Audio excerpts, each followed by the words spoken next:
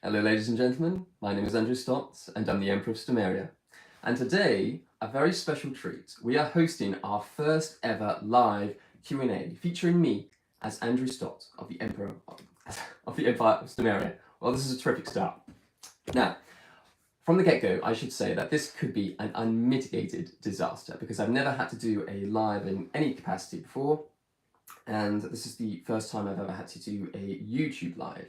So in terms of the technicalities of it, I'm not as familiar with it as I am when I go out, film a video, edit a video, and then post it on our YouTube channel. So you'll have to forgive me if there are any bumps in the road, if it doesn't come off as clean and concise as I would like, but I am going to try to make this as fun and entertaining as I can. But as I say, just to get it out there, this could be a disaster. No one could show up. It could be a case of the algorithm on our social media accounts doesn't pick it up in time before we come off the air. It could be that YouTube doesn't notify all of our subscribers because, as I say, I haven't done this before. I don't know how these notifications work for YouTube, and so I just wanted to put it out there. This could fall flat on its face, but I am going to try to have some fun with it, and I have tried to make some kind of effort. So the setup, because you can't actually see it, I have in front of me my laptop, and any questions or queries that I get, I'm going to read from this. As I say, this is going to be very, very new and very exciting development within Stomaria. If it is something that I do enjoy, or it's something our supporters, our citizens do enjoy, then I'm going to do more of these. But I think the organic nature of this kind of content is going to be something that attracts potentially a few more people from certain circles. And so I think it is worth doing now and again, regardless. Now, while we wait for the attendees for this live Q&A to arrive and ask their questions and their queries, I think I'm just going to waffle on as to what our plans are for the foreseeable future for a few minutes, just to give people a chance to actually hop on board. Now, I can see we have 3 viewers already, which is great. But honestly, I don't really expect this to get much beyond single digits. I have seen in the past channels of a similar size, others promoting similar content. They very rarely reach a massive audience, despite any of the promotional efforts that they've made in the past. And so, I'm not expecting anything beyond single digits, but it would be nice if we got some interaction from the community at large, or people who have just come across us and are curious as to what we're doing. So we'll see how it all pans out.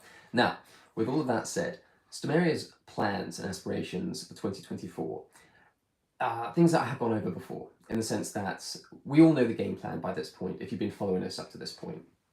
We want to acquire additional territory. We want to acquire additional silver Stomarian status to actually utilise. We want to utilise the land itself in order to grow our own food, provide our own water, generate our own energy, and more besides. And trying to establish that real sense of community by meeting people face to face, by having those real world interactions, by trying to actually build something real and something genuine. That's, a lot of self-defined micronations wouldn't necessarily have any interest or capacity to do.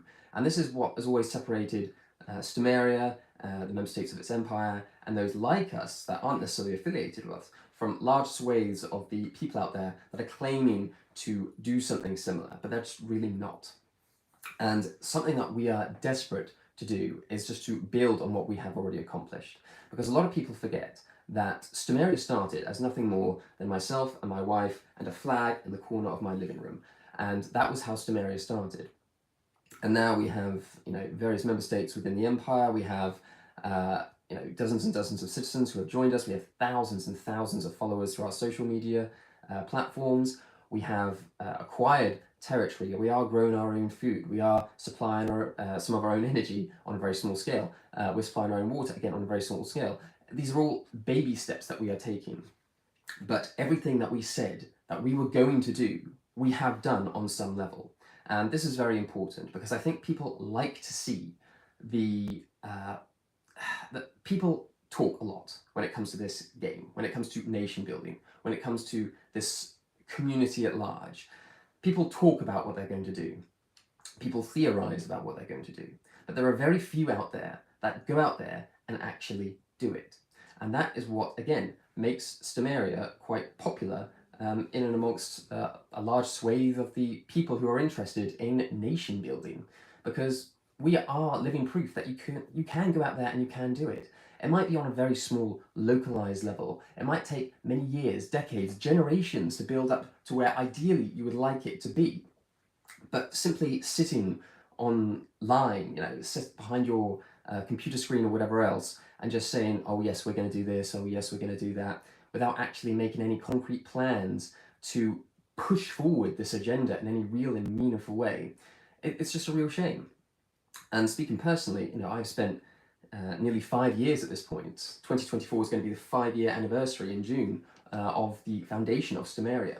I've seen many, many, many attempts at building nations or trying to establish communities come and go. They have all come guns blazing, said they're going to do this, that, and the other, and then fallen by the wayside, or they've come in with absolutely no intention to actually attempt something serious, but have nevertheless played a part in influencing others, and then they've just disappeared themselves. And so this staying power that Stomaria has is something that I think puts us head and shoulders over many others out there. But again, more to the point, it's just the fact that we're actually going out there and doing something. And I think that's what ultimately matters.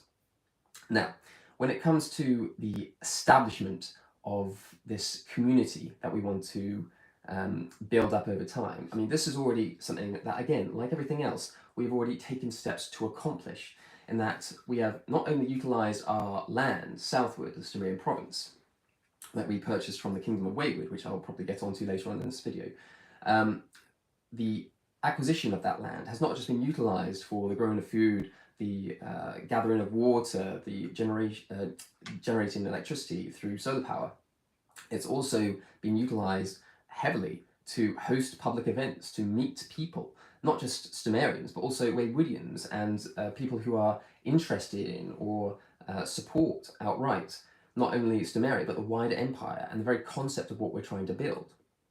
And building these ties in the real world is just, I can't re-emphasize how important this is, because without that, you are just going to end up as a Discord server, and then, which, can get promptly deleted by some bad actor, and all of a sudden you've lost your entire culture, your identity, your country.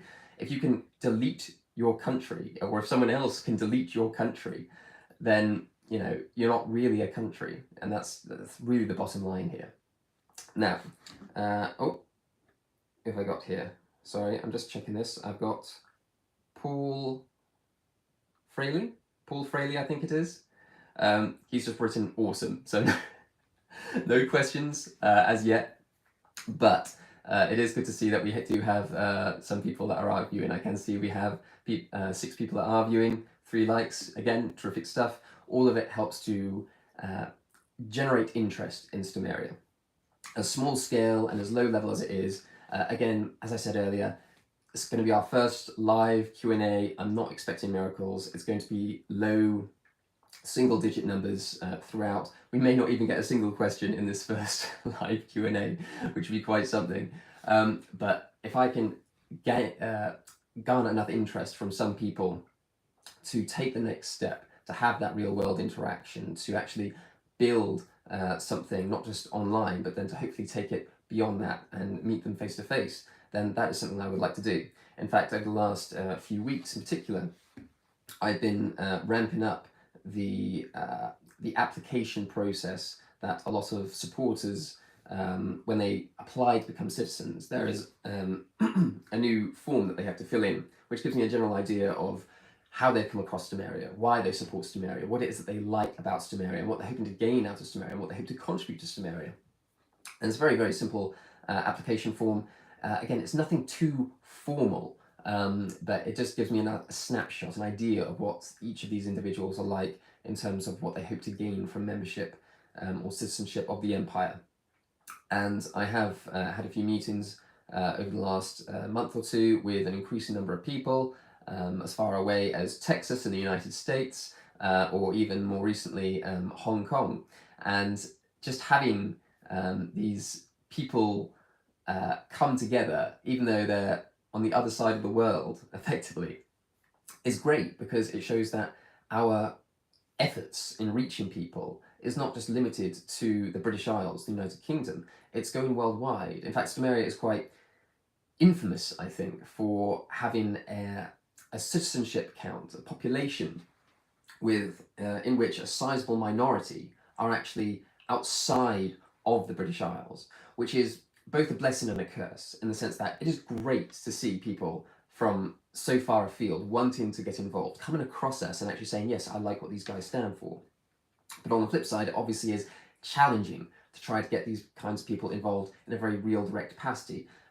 Fortunately, the people that have applied for citizenship from these particular locations, they do have various skill sets and interests and knowledge that goes much beyond, you know, digging a trench and chopping down a tree or whatever else, which is something that I end up doing myself, not necessarily chopping down too many trees.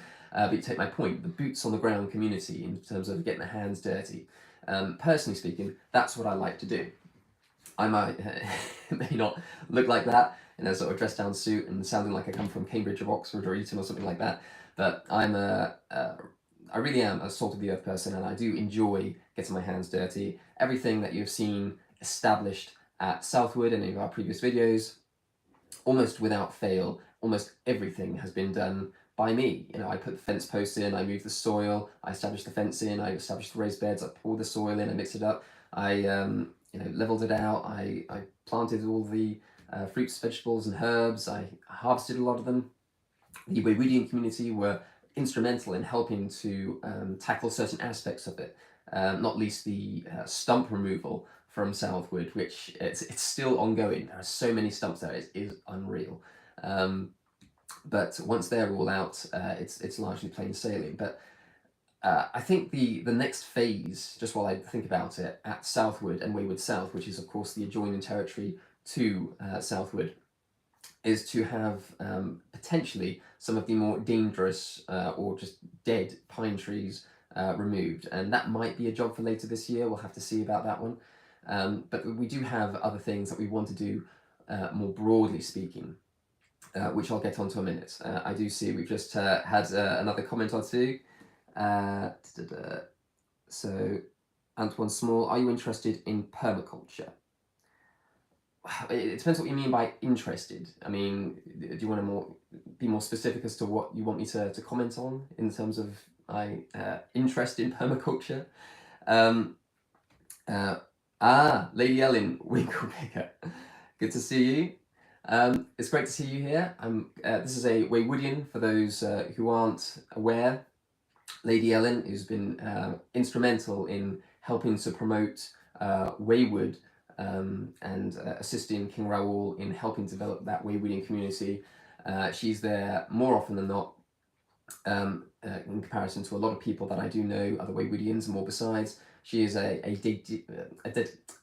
goodness me, she is a completely dedicated Waywoodian. This is the problem with lives. I'm not going to be able to edit this out, and this is going to bother me, because every little hiccup that I make, I'm very conscious of the fact that this is out there forever. And so I am very conscious of that, so every mistake is just going to go over and over again. Now, Lady Ellen is someone, as I say, that has dedicated a lot of time to the Waywoodian community, and the Waywoodian community at large is incredibly impressive in the sense that, unlike Stomaria, the vast majority of the citizens and supporters of Waywood are not only based in the British Isles, with some exceptions, but most of them are based in the British Isles, but they are also very much boots on the ground, because they are out there, which was, it used to just be called Waywood Territory, but now it's Southwood and Wayward South, since they sold one of the plots. But the woodland, as a whole, more generally, they're there incredibly frequently.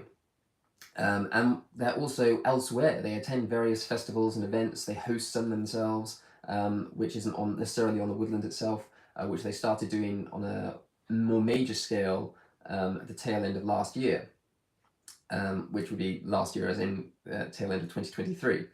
And I attended one of these in September, and it was a really fantastic event because they can attract a sizable number of people who are interested in self-reliance and self-sufficiency and sort of off-grid living, and I think that's kind of almost the core target audience of the Waywoodian community, in the sense that they're interested in agriculture, in self-sufficiency, in farming. In fact, I was at Southwood and Wayward South, and I met King Raoul there. When was it? 2 days ago, I think it was. I think it was just the day before New Year's Eve. And we were talking about it then, and we were discussing our plans for the future and potential collaboration in even more significant and meaningful ways, specifically the acquisition of land and some sort of joint venture. But that all by the by, King Raoul did say that he is, first and foremost, he is a farmer. He likes to engage in agriculture. He likes to actually grow things. I mean, that's his, not even a niche, that's just where his main primary interests lie. And I think a lot of the Waywoodian community would sympathise and resonate with that kind of opinion, because it does attract a certain kind of person when you're actually building these nations.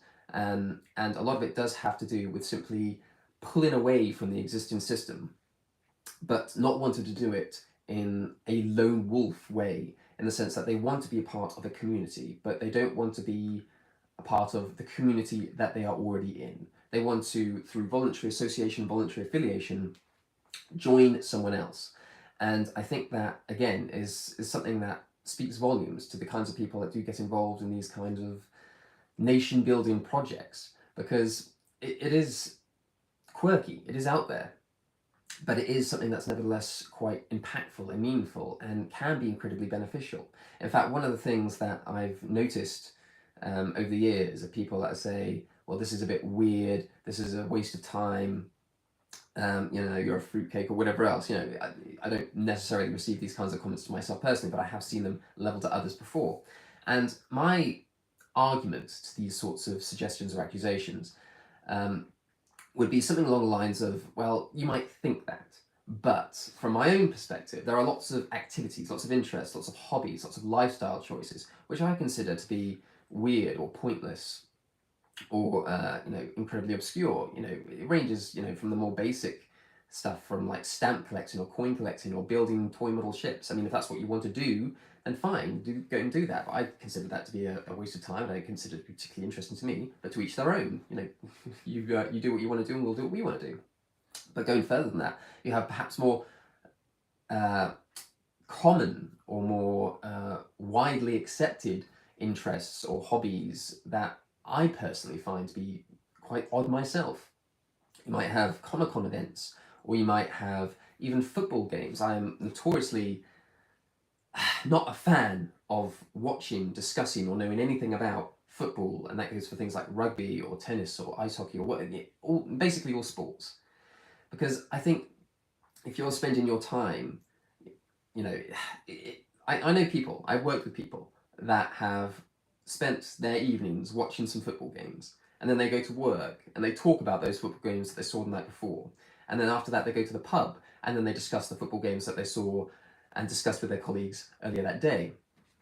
And they'll know each of the players' names, they'll know how good they are in certain positions, they'll know what each club paid for them. And in my mind, it's, you're watching a grown man kick around a football and you're basing your life and your identity around this, in the sense that you also have obviously various clubs which people cling to with dear life. I'm Liverpool for life, or Manchester United for life, or whatever the case may be. And that is weird to me, because if nothing else, it gives you no real tangible benefit to your own life. It's not a lifestyle that improves you in any shape or form, whereas what we're doing does, in a very real and meaningful way. I mean, you take what we've done at Southwood, right? We acquired the territory, which is fine by itself. We have acquired a physical asset through what we are doing through the Empire of Stomaria. And beyond that, we're learning how to grow fruits and vegetables. We're learning about water purification. We're learning about how to generate electricity. Going beyond that, you might have the sabers that we use for the Imperial Guard. You're learning about the quality of the steel, the kind of the carbon steel that you need in terms of having a hard edge or a cutting edge. When it comes to passport covers, things that I never gave any thought to before. I mean, what kind of colours do you have for passports? What sizes are they? And why do they matter?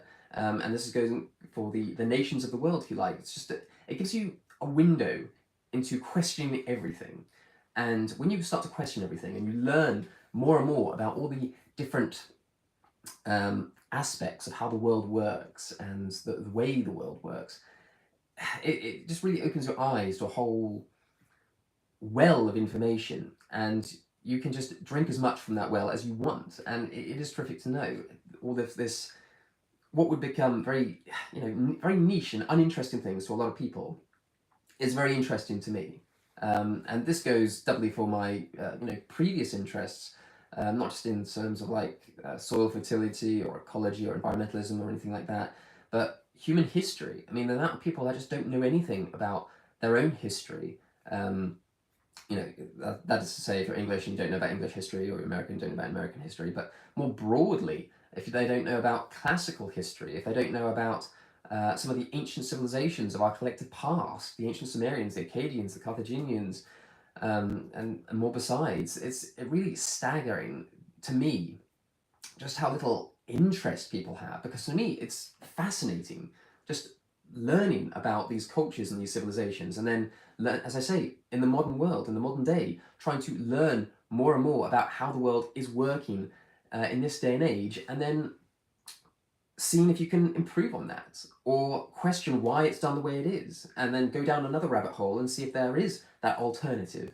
And a good example with that would be something that Stomaria is obviously very well known for, would be the utilization of sound money. Now, obviously, we have the silver Stomarian state coins, silver Stomarian state bars, but even before that, we were using generic silver and gold bullion, Britannias and sovereigns and all the rest of it. Because I had done my due diligence. I decided when we were establishing Stomaria and we were looking into how to establish a monetary system, well, why do we use bits of paper? Why do we use digital on a screen? What gives it value? Why is it backed? What is it backed by? Why am I paying my taxes on it? Why am I, utilizing this paper and these coins, which I know have no tangible benefit by themselves, but what is there backing it up? Why do we use it? And once you start to question that and you realize that it's all just fairy dust, it's all hocus pocus, it's all imaginary wealth, then you start to really understand why this has come about and how this has come about, and why civilizations in the past valued gold and silver, and why governments, banks, institutions decided to very quickly, in the great scheme of things of human civilization, over the course of several hundred years, just completely abandon sound money, real money, commodity money in its entirety, and replace it with fiat currency, because it gives the levers of power to them. They are the printing presses. They can create as much or as little as they want, and they can destroy a monetary system, a culture, a civilization, a nation, through the mismanagement of the monetary system that they have established and have total authority over. And that is, frankly, quite terrifying. And for anyone that's actually followed Stomaria for any length of time, you will obviously know this. But for those that don't, well, now you do. Now, having said all that, and where are we now? We are 23 minutes in. And this Q&A is, at this point, just me rambling on about Stomaria, what we stand for, and all the rest of it. I can see we have 8 viewers, which is terrific, 4 likes, again, terrific. But if people are interested in asking me a question of some sort that they'd like me to discuss, then please do so, because I am interested in hearing people's thoughts on how Stomaria is going, or you might be interested in trying to find a way to develop your own community or your own nation, in which case I can obviously point you to various playlists that we have anyway, not least the How to Start a Nation series. But again, I'm always interested in discussing with other people how to go about achieving this. Because as far as I'm concerned, when we established Stomaria, we are going to attract certain people to our cause, and that's great. But there are some people out there that would like to do something similar. They don't necessarily want to join Stomaria or join the Empire as a member state or anything like that, but they are interested in building something. And I get many questions, many emails, many comments and messages and all the rest of it as to how they go about doing this in some way or another. So in terms of trying to get interaction with these kinds of people in a meaningful way can be quite beneficial to Stomaria itself, because you never know, further down the line in the preceding months and years, it could be a case of these individuals that have gone out and established their own nations, their own communities, their own societies. They have developed in a way that mirrors Stomaria in some respects, and they might reach out to us and we might be able to build some kind of affiliation with them. So there is no harm, from my own perspective, in planting the necessary seeds across the world over in and amongst individuals who are interested in establishing a nation and setting them on the right path. Because at the end of the day, there are a lot of channels out there, there's a lot of videos out there, there's a lot of content out there which claim to be micronations, or claim to be nations, or claim to be sovereign entities, when in reality they are not. And their attempts at trying to accomplish their stated goals have either provably failed, either because they've been going 10, 20, 30, 40, 50 years and accomplished precisely nothing, or because you can tell from the get-go that what they are trying to do is going to fall flat on its face before you even gets off the ground. A good example of this would be claiming some uninhabited landmass halfway across the world that you'll never visit or never set foot on in any shape or form, and expect people to become a part of your nation based on that claim.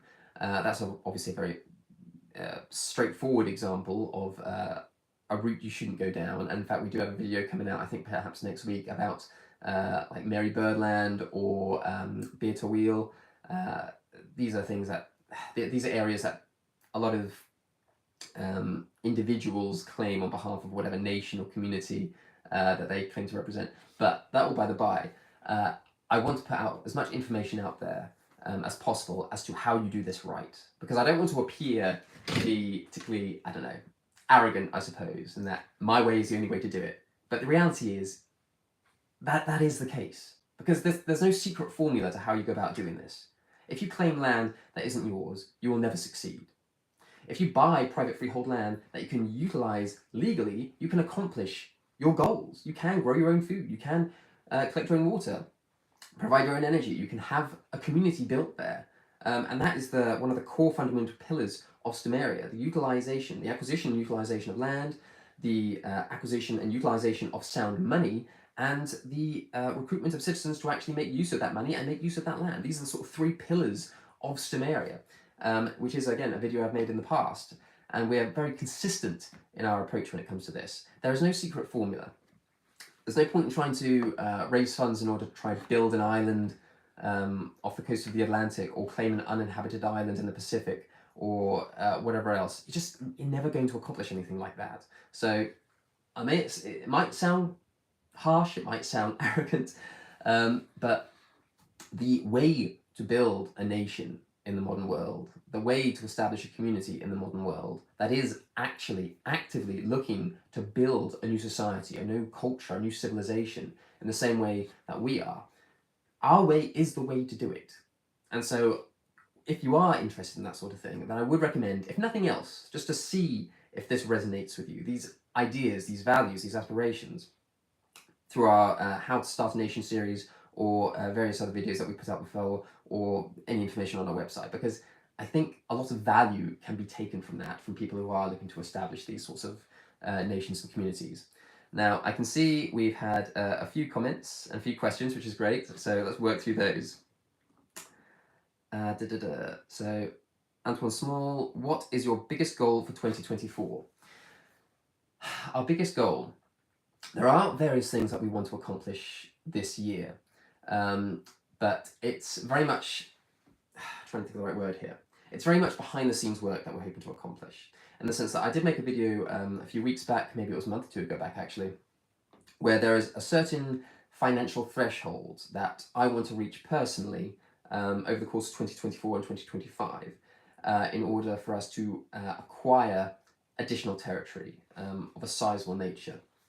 Potentially we also by collaborating with other nations, other communities and individuals, in order to really ramp up the acquisition of territory. And so we do have financial targets for 2024, which I'm not going to discuss here because it's a bit crass, But there are various financial targets that I do want to hit over the course of this year in order to make sure that we are in a good position in 2025 to take those steps, because it is the tail end of 2025 at the absolute latest, but hopefully earlier, where we will be able to actually acquire our newest territories. And I do say territories as in plural for reasons I will get to later on.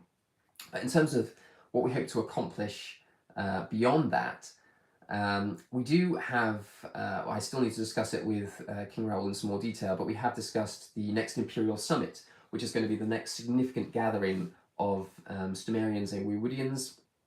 I think, broadly speaking, we have settled on May 2024, where we'll be hosting an event, maybe not even necessarily at Southwood and Wayward South as we did last year, but potentially somewhere else. This is to commemorate in May the Waywoodian community's 5-year anniversary. And in June, it'll be our own 5-year anniversary, because for those that don't know, the Kingdom of Wayward is a member state of the Empire, which was founded about a month, a little less than a month actually, before Stomaria was in 2019. And now we're both celebrating our 5-year anniversaries this year.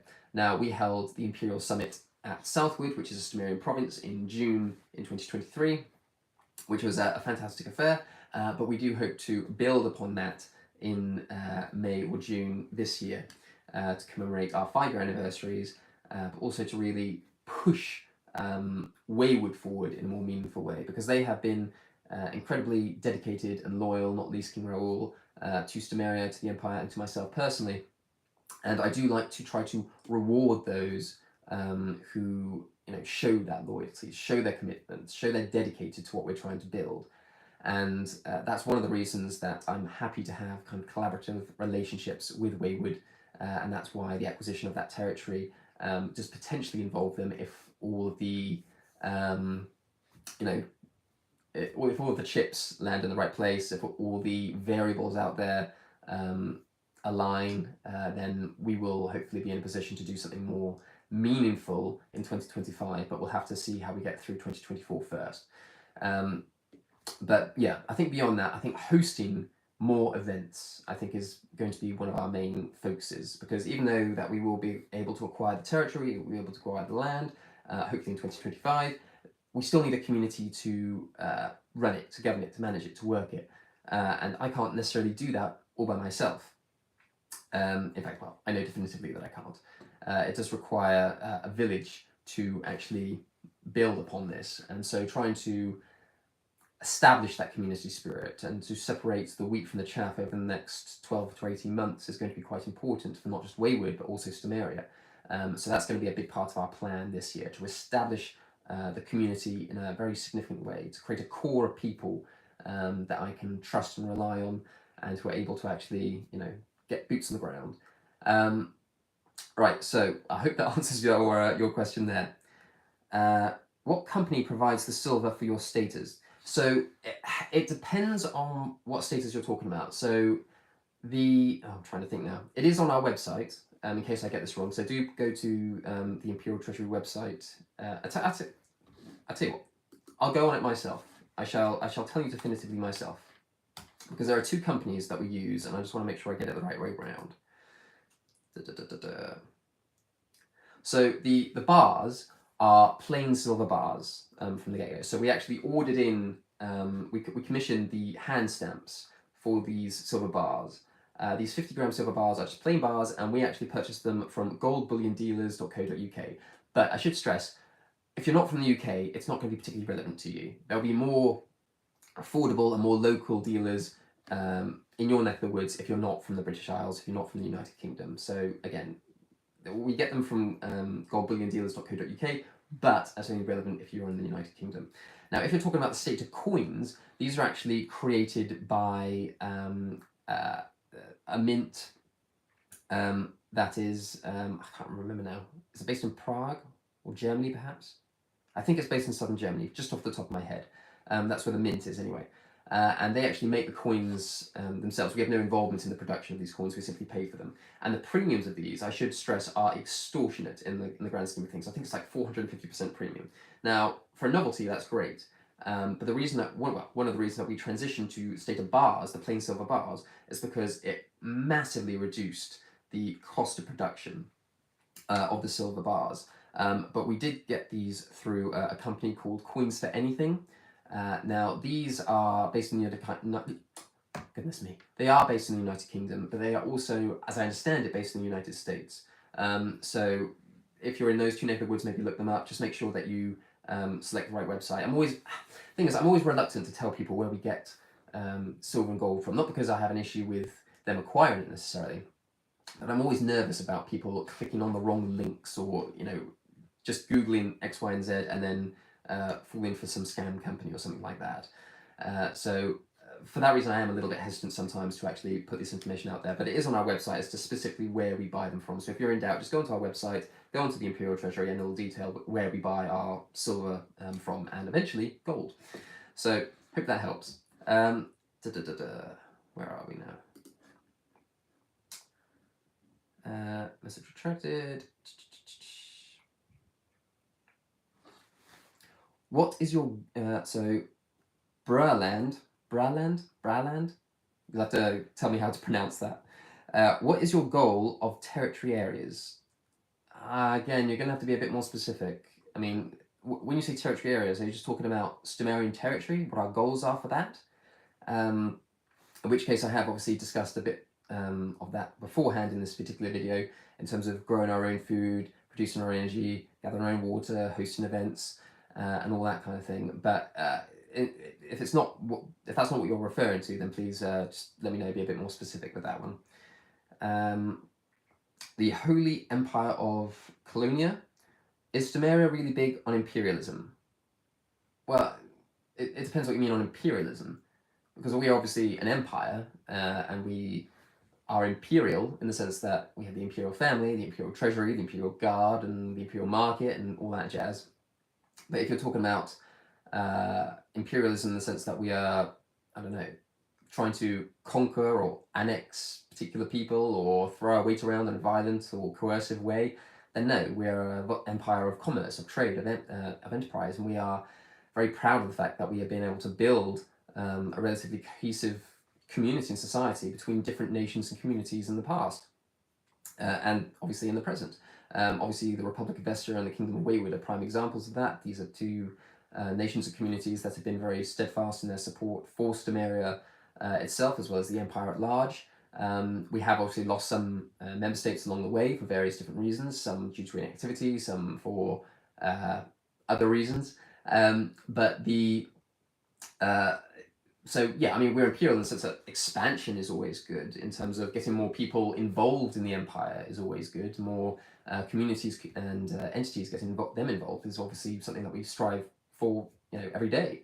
In fact, we get maybe, I think on average, we get 1 or 2 applications from people wanting to become member states or observer states of the empire, but we just have to turn them down because they just don't meet the criteria that we have. And again, something Stomaria I think is probably renowned for is the incredibly strict and limited interactions that we have when it comes to formal affiliations with other nations and other communities. So if they don't meet the criteria, then I'm afraid they just sort of fall by the wayside, in the sense that we won't accept them as member states or observer states.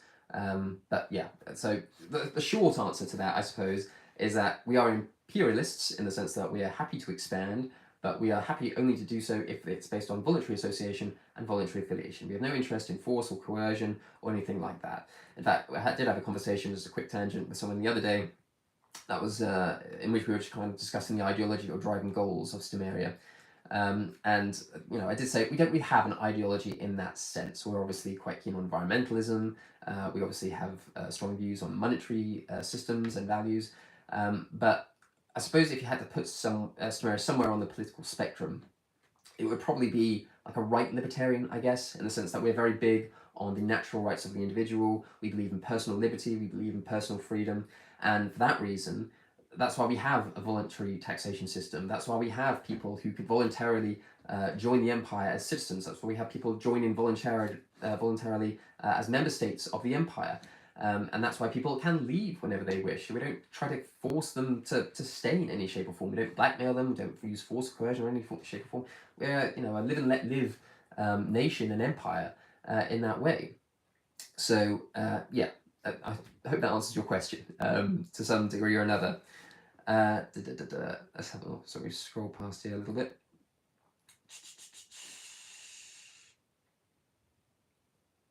Is that Lo or Elo? They've asked, what do you think of the USR? I'm not sure what that is. Do you mean the USSR? Or is this some micronation that's attempting to establish the USSR but has just taken out one of the S's or something to that effect? In which case I will probably have strong opinions of them despite knowing nothing about them beyond that. If you've looked at any of my previous content when it comes to communists or communist nations or communist micronations, then you'll probably get the gist of what I'm getting at there. So it's Breland. So Breland says, just clarifying the landmass. Yeah, I mean, when it comes to Stomerian territory, we're always looking to acquire more and we're always looking to utilize it. But the utilization of that land, that territory, is going to be based on what that land is. If it's a woodland, then obviously, if it's a woodland like Southwood, there obviously is the option to utilize it for agriculture, which we have done, because there is enough clearing space to actually engage in that. But generally speaking, if you have a woodland, then you're probably going to be looking at some sort of sustainable forestry works. If you have grassland, then you're probably going to be looking at livestock. If you have any kind of agricultural land beyond that, it might be used for crops or something to that effect. If you have land that's not good for forestry or for growing anything, then it might be a small little plot in a built-up area. Maybe you can establish a house there. It really depends on what the land mass is. Because we only have one province at this moment in time, because we don't count our own residents as a part of the Stomerian territory, it's not a province of Stomaria, for very obvious reasons. People can't come and live here. People can't come here and utilize my home in any shape or form. But Stomerian territory, like Southwood, you can.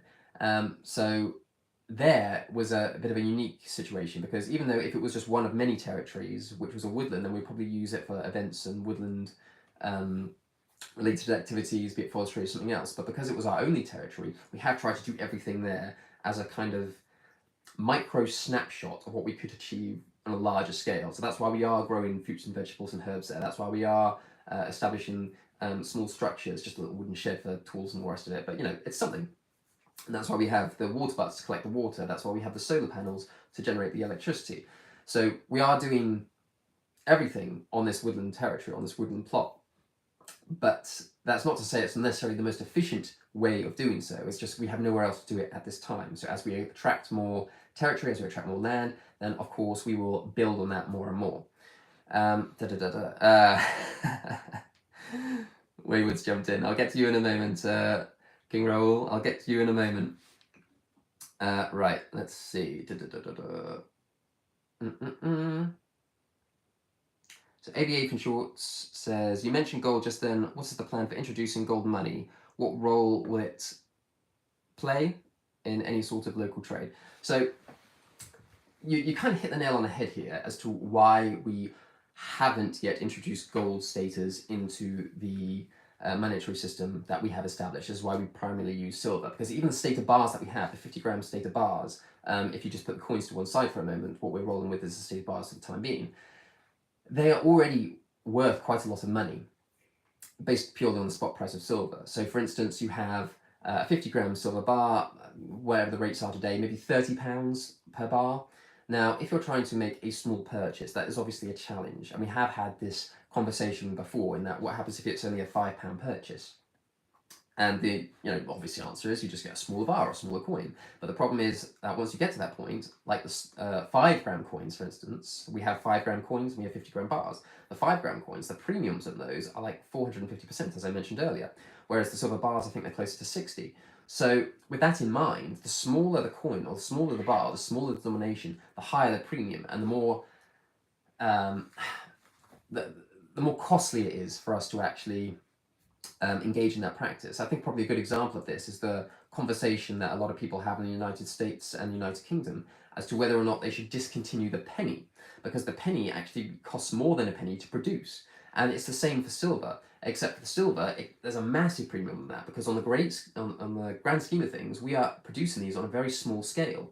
It might be hundreds, it might be thousands, but unless we're producing it by the hundreds of thousands, the millions, the premiums per coin is going to be quite high, and so the larger the better. Now, as I was saying with gold, gold is worth many times. I try to, what is it now, 80 times the value of silver, I think, maybe, don't quote me on that, but I think 80, 100 is probably not an unusual kind of figure. So if you have a 1 gram bar, for instance, that's probably worth 40 or 50 quid.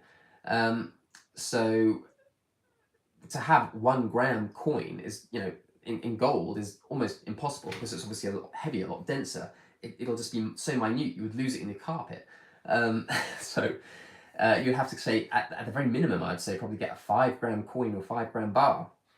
But then that itself is going to be worth, somewhere in the region of, I don't know, £200 or more, in terms of the spot price of gold itself. But to actually produce that, to get someone out to go and produce that, if you take 450% as a good benchmark of how much a 5 gram silver coin is made, you could be talking about £1,000 to create 1 gold coin, which is worth 200. I mean, that's just completely impossible to work. And so what we want to do is we want to create, much in the same way as we have the plain silver bars, to acquire gold as a plain commodity, and then to either melt it down and utilize it ourselves by stamping it, or just by getting a plain bar or a plain coin, or a round, I suppose is the technical term, and then just stamping it ourselves. But obviously you have to do this very carefully, and you have to do this with a thought in mind, because there's no room for error when you're playing around with coins and bars that are worth £200, £300, £400, £500.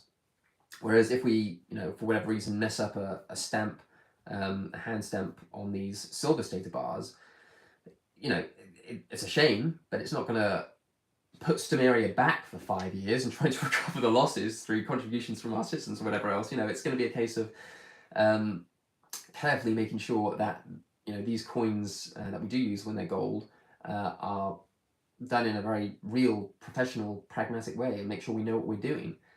So that's why we're reluctant initially to get gold involved, and that's why we use silver. But we will use gold at some point for larger purchases, because then it will possibly be a lot more economical.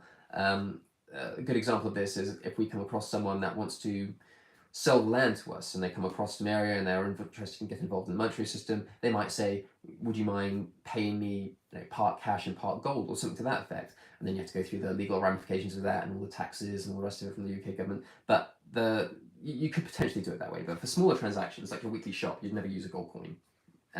But silver bars, more practical, but even so, we struggle even with the 50 gram bars that we have. So we do have to utilize a mixture of cash barter and the silver bars for the time being, until we get to a point where we are so financially stable that we can either produce smaller denominations in terms of silver bars and silver coins, or we've established a community as such that the monetary system will be based on larger transactions, and we will be using potentially, I don't know, maybe some kind of barter or some kind of system in and alongside that, maybe utilising the British pound in some form or another. But it really is just a bit of it's a difficult one to navigate, because ideally, obviously, we just want to use silver from the get-go. But the only way to do this really successfully is to introduce it slowly. Now, if I was a multimillionaire or a billionaire, it wouldn't be a problem. I'd just throw money at it and the problem would go away. But because we are dealing with, comparatively speaking, very limited financial resources, we just want to make sure that we introduce this as slowly as possible and make sure we get this right.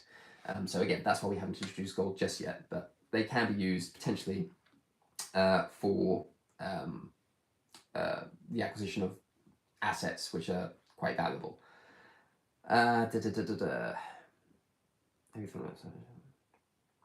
So Antoine Small has said, have you thought about starting a channel for strictly agriculture? No. And the reason isn't that I'm not interested in agriculture, but the reason is I'm not nearly well versed in agriculture to justify me establishing a channel specifically for agriculture, because I don't necessarily know what I'm doing half the time. All of the stuff that we have produced at Southwood, for instance, either grown last year or planted more recently, these are all things that I'm learning about on the fly. I don't have any background in agriculture, in the sense that I don't come from a farming background, and I've never grown anything of any real substance before I purchased southward. So this is a learning curve for me. Now, it might be interesting to some people to watch me crash and burn or go through the trials and tribulations of actually experimenting with growing agricultural produce. But I think we probably discuss it enough on our YouTube channel as it is. When we do plant things, we do discuss what we planted, how we've planted it, why we planted it, when we've harvested it, and all the rest of it. So I think that's probably enough on the agricultural side of things on our channel to justify not putting out a new channel with that kind of content on there. But I appreciate the question, because I suppose it is something that some people might find interesting. But as I say, I just don't think I'm capable enough to educate people about agriculture when I myself am still learning about it. Yeah. Oh yeah, here we go. So Elo has said that the USR is the United Socialist Republics. Okay, so never heard of them and not interested in them. Because I can already see where this is going. They're some sort of meme-ish, cringery, Discord raiding nation community, whatever you want to call it. Probably one guy in his mum's basement causing some sort of drama in the Micronational community. I have no interest in this. This is not what I'm interested in. This is not, to me, nation building. That is the antithesis of micronationalism. And I don't. This is the most frustrating thing. I don't even need to know the first thing about the USR. I've never heard of them before. You mentioned them. I've seen what their actual name is, and I already know. You confirm it for me. Confirm it for me in the comments if I'm nail on the head. But I am absolutely confident that this is what the USR is, and this is why Stomaria has no involvement in the micronational community, because that is not interesting to me. Everything that I've discussed up to this point is interesting to me. Agriculture, monetary systems, government structures, territory, real world implications in the lives of myself, my family, and the people around me. That's not. I see Wayward. Wayward says, taking notes, USR first on the list. Well, I'm glad you're getting some value out of this, Raoul. I hope you're doing well. Okay, Liberland has said, the United Socialist Republic, that is a mix of Nazism and socialism. I mean, I don't know, maybe, probably. Two sides of the same coin as far as I'm concerned when it comes to sort of communism and neo-Nazism. All cut from the same cloth. I have very low opinions of people that advocate for these sorts of things, whether they're doing it as a gimmick or a meme, or whether they're actually dedicated to the promotion of an ideology that values oppression and the virtual enslavement of humanity. But I have zero tolerance and zero interest in this. As I mentioned in this video earlier, I'm very much on the other side of that spectrum. I'm about personal liberty, about personal freedom, about individuals' rights, about their own right to their own destiny, the right to choose their own fates through their own efforts. I'm a free market capitalist by nature, and I think I'd be a hypocrite if I wasn't. As are many of the, no doubt, teenage communists out there advocating for the revolution while sitting in their parents' living room on their iPhone, drinking their Starbucks coffee, waiting for their Amazon delivery. I mean, that, it's irony in a nutshell, and I see that this is what I consider to be the antithesis of what Stomaria is.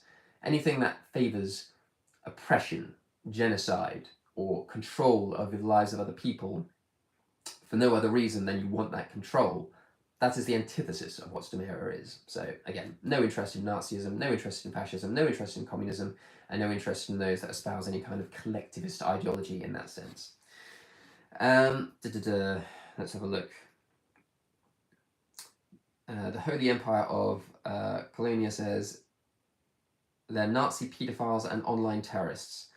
I mean, this is the thing. I'm not going to get into these sorts of accusations because they're quite serious. I will never call someone out and say they're a paedophile or whatever else, because I don't know anything about this. So if you're going to make those sorts of accusations or comments, I recommend you do so elsewhere, because I don't know enough about them. I don't want to have that conversation on this group chat, because that's not what this is about.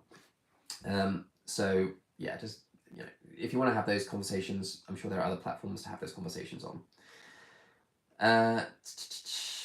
Let's have a look. So this is really frustrating. It keeps scrolling automatically. I keep losing my place. I is it Lo or Lo, or is it pronounced something else, or is it Io? I can't even tell. So you'll have to let me know what your name is here. What he says, or they say, what inspired you to enter micronationalism? It is Io, apparently. I do apologize.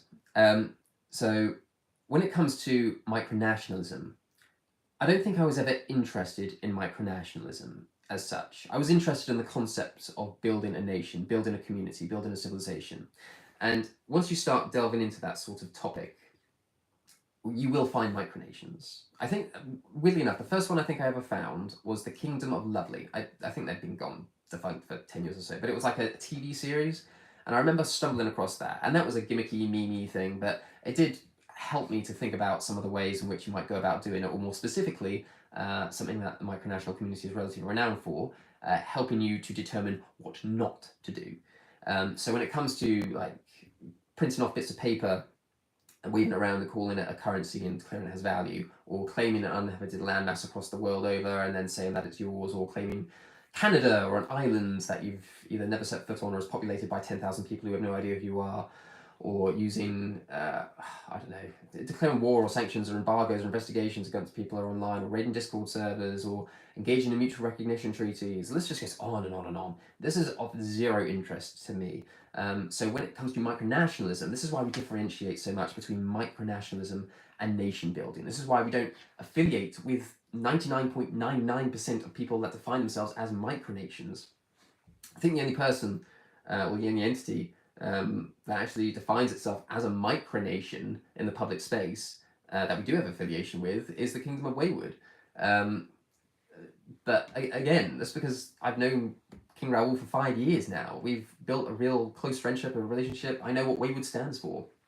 I think that the only one I can think of that actually define themselves as a micronation that I have any interest in affiliating with, and that's because I already do, and have done for many years. So yeah, again, people will notice that for those that aren't aware, at the tail end of 2022, nearly, in fact, yeah, just gone on 1 year anniversary, we ceased entirely commenting or posting or contributing in micronational groups and forums and subreddits and whatever else, because I was just sick and tired of having a conversation where I would have to go up to someone in the public space, in the real world, and they would go, well, what is Stomaria? What's that about?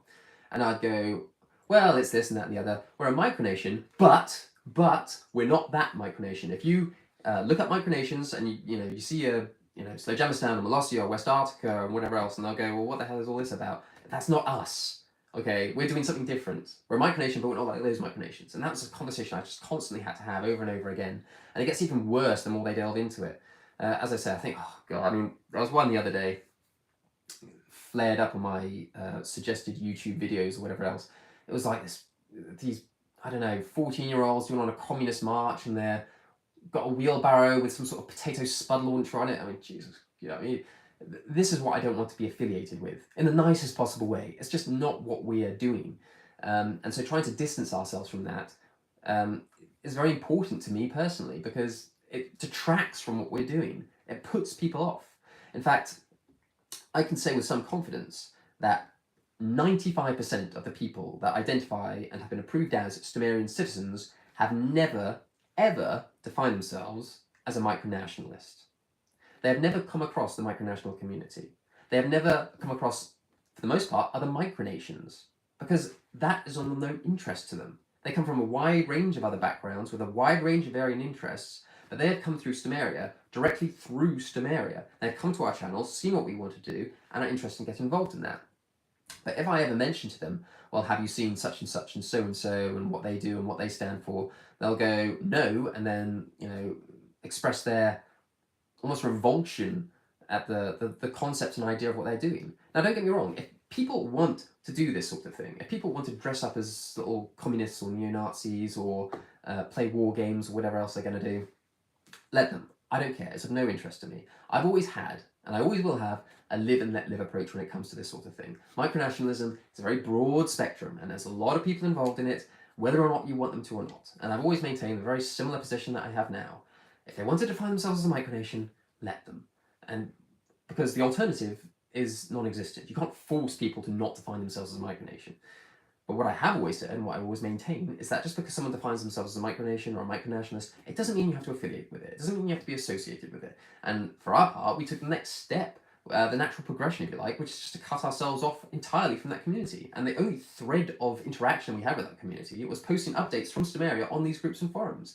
Beyond that, we had nothing to bind us to the micronational community at large, in the sense that we never attended micronational events, we never had mutual recognition treaties with anyone, we never joined micronational organizations, we never engaged with them outside of our own postings. So yeah, I mean, a very long-winded answer, I'm afraid, but when it comes to what inspired me to get involved in micronationalism, I didn't get involved in micronationalism. Micronationalism was just there, and was a platform that initially we thought we could utilize in order to attract the right people. And to some degree or another, we did succeed in that. But the cons of being affiliated with micronationalism, it just far outweighs the benefits. And so, yeah, we took the decision to abandon that term. So if you go on our website or our YouTube channel or Facebook page or Twitter account or subreddit or whatever else, you will not see references to micronations and micronationalism from our own publications, because we don't identify as a micronation, we identify as a nation, as a community, as groups of people that have come together in order to establish something meaningful. And we are a micronation in the very real, literal sense of the word, in the sense that we are a nation and community that doesn't have recognition from what you would define as macronations. So you might take the United Kingdom or France or Germany or whatever else as an example. But then you sort of go down the rabbit hole of, well, do you need that kind of recognition in order to define yourselves as a nation? Because, you know, there are plenty of nations around the world over, Taiwan being a prime example, functioning perfectly fine without recognition from 95% of the world. So do we need that recognition? Is that desirable? Is it desired? But anyway, that's another story for another time, which I have made videos about before. But in terms of what inspired us to get involved in micronationalism, nothing. I inspired myself to build something genuine, something real, based on my own interests and based on my own aspirations, leading all the way back from when I was a wee lad. It's just happened to have collided with that for a significant part of our history, but in time it'll just become more and more separate from what we're trying to build. Right. It's wayward. So Aviation Short says, premiums are the reason I'd only ever hammer or laser etch or cast my own silver if we decide to go in that direction. Now, yes, I mean, that's what we do. We hammer our own silver. We got these little custom hand stamps. I think it was about 60 quid for each one that we have. We have one for Stomaria, we have one for Wayward, and we have one for Vesta. One of the perks of being a member state of the Empire is that we do acquire these hand stamps, and then we do stamp out Vestian, Waywardian, Stomarian bars.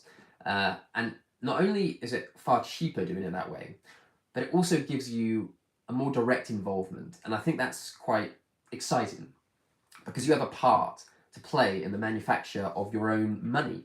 And that's something you don't get for like going down the route of getting the coins, for instance, the 5 grand coins.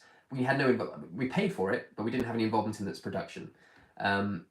So this way we do, and that just adds a little bit of extra something to it, and makes it just that much more meaningful. So yeah, I would agree generally that hammering, laser etching, or casting your own silver is definitely something that you should consider. The Holy Empire of Colonia says, what do the colours of the Stomarian flag represent? So, when in terms of the coloration, it's white and blue. It's pretty straightforward, pretty simple stuff. So the colour white is just a symbol of goodness, in the sense that white has traditionally been a sense of a colour that represents goodness, purity, loyalty, and that sort of thing. It's kind of the more positive aspects of humanity as a whole, I suppose. The blue, getting the right shade of blue was always very tricky for us, because if it was too light, it was going to be a case of it would just fade into the background. And if it was, maybe an aqua blue kind of colour, you wouldn't necessarily be able to distinguish it between the white clearly enough. And it would also be too... I'm trying to think of the right word here. But the reason that we chose the dark blue is because it conveys more strength. And that's ultimately what the blue represents within our flag. It is strength. So between goodness and strength, you kind of get an idea of what we try to put out there in a very real, meaningful, significant way, in a very symbolic way. Because again, as I mentioned earlier, when it comes to personal liberty, personal rights, and everything, that's what we stand for. We're about individual rights, individual freedoms, personal responsibility, all of that jazz. And so when it comes to goodness and purity and just being people left to their own devices and all that jazz, but to have the blue come in as a symbol of strength, that sort of feeds into our position when it comes to armed neutrality, in that we will not hesitate to push back against those that have wronged us. We're not pacifists. We're not going to roll over and take what's dished out to us without recourse or repercussions, because we are not a nation or a community, and I'm certainly not an individual that takes lightly to being bullied, harassed, or otherwise. And this goes in a personal capacity, but also for Stomaria as a whole. If Stomaria is wronged in some way, then we're obviously not going to take things lying down. So that's where that kind of feeds into that in some way. Now, the Star of Stomaria is a symbol for new beginnings, in the sense that this was actually taken from the ancient Sumerians, the cradle of human civilization, and it's the Star of Ishtar, or an adaptation of the Star of Ishtar, which is a Sumerian goddess, a Sumerian goddess. We don't have goddesses. I could come off poorly, but the Sumerian goddess Ishtar, one of their symbols was a star, an 8-pointed star, and so that's where we have derived that from, as a symbol of new beginnings. And the reason for this, again, is twofold, because as the cradle of human civilization, it is about establishing something new, a new society, a new culture, a new nation, a new civilization, however you want to define it. That is what we are doing. And harking back and linking us back to that ancient past is something that I'm quite interested in doing. I also wanted the flag to be something that wouldn't necessarily look out of place were it be present in antiquity, where in ancient times, flying across some fort or a battlefield or whatever else, it wouldn't look necessarily unusual to see it, but something that also didn't look out of place in the modern world. And I think this sort of ties everything together nicely. It's a good combination of the ancient and the modern, and that's why we have the colour scheme, that's why we have the ratios, and that's why we have the emblem that we do.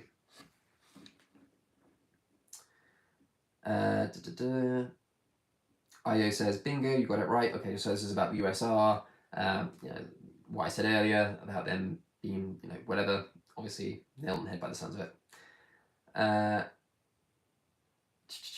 Haniel Flimmer says, Happy New Year. Happy New Year to you too.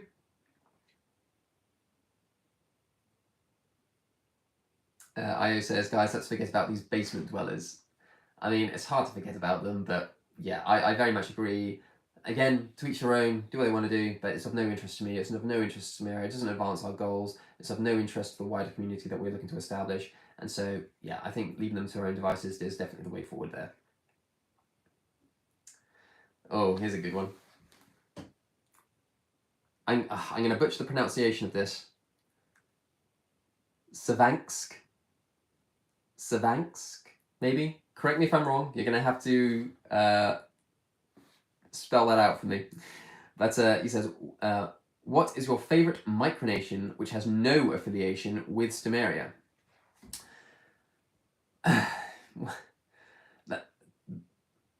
I don't have an easy answer to that one.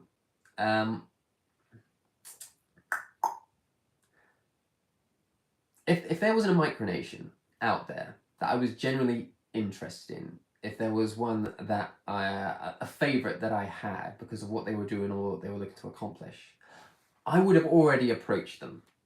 And this is the thing, I don't have favourites when it comes to micronations, because that some might be more professional than others, some might be trying to achieve something more significant than others. But the honest truth is that if I thought that they were something that could benefit Stomaria or the wider community, if they were displaying attributes which I thought were admirable or somehow in line with what we were trying to do, then I would have already approached them in some form or another. I suppose if you want to go down the route of maybe what's the worthiest cause, perhaps. Maybe something to do with environmentalism would probably be my best guess, because there are definitely worse campaigns or aspirations out there than trying to be more environmental or ecological. I think probably the one that sticks in my mind is Flandrensis. I know a lot of the citizens of Flandrensis do a lot of like litter picking and that sort of thing. So they're doing a practical good in the community. But again, are they trying to establish a real nation or a real society or a real culture in a very real and practical sense, not just using micronationalism or using the term micronation as an umbrella term to carry out their activities, which they're obviously welcome to do? To me, not really. But you know, again, what they're doing is admirable, I suppose. So I suppose a micronation that aspires to accomplish something in a campaign sense is probably better than most.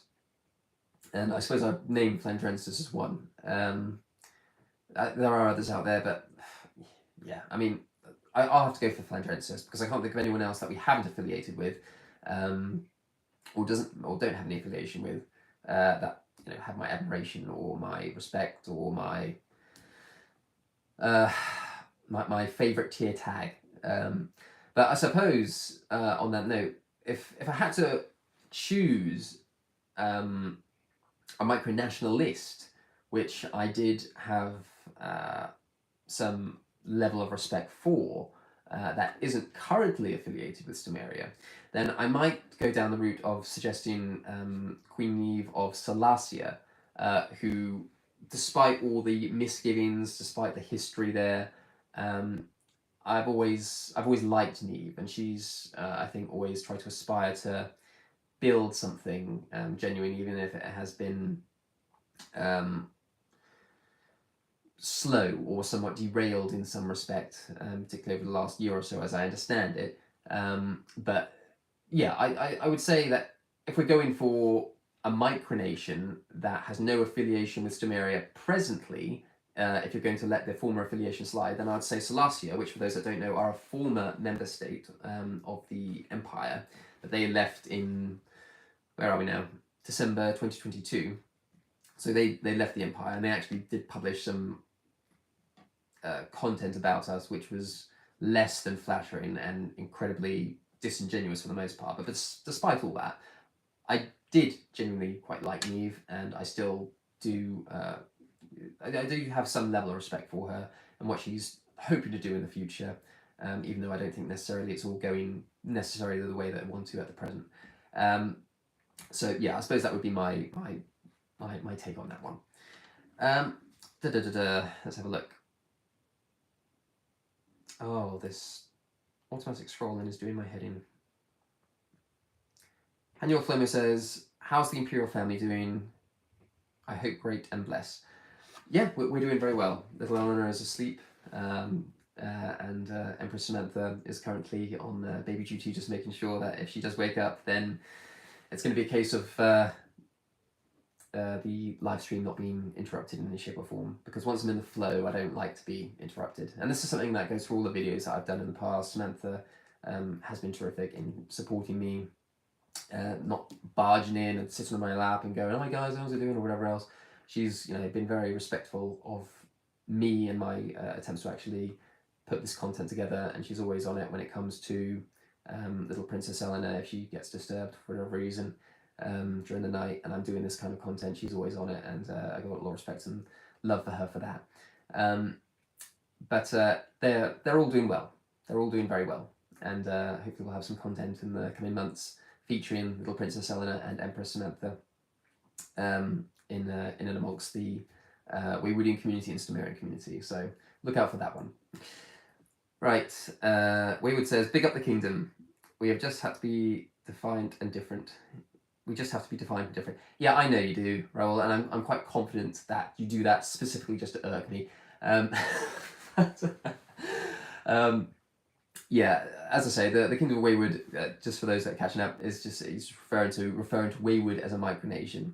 It is quite challenging, I'll grant you, to try to differentiate what we are doing from the term micronation and micronationalism, because you just kind of fall into that quite naturally. And when people look up micronations and micronationalism and whatever else, they will come across Stomaria. and then they'll go, oh, I love your micronation, and then it's just a case of, well, okay, fine, but we don't really identify as that or whatever else. So I can understand the reason and rationale for identifying as a micronation and identifying as a micronationalist potentially. But in terms of the practicalities of it, in terms of what we're actually doing, it's worlds apart. And that's, that is why Wayward are an integral part of the Empire as a whole. But in addition to that, it's Raoul and me have met in many conversations about these sorts of things, and we know we're on the same page when it comes to this sort of question. I'm message restricted. 1K9V. Do you have cats? No.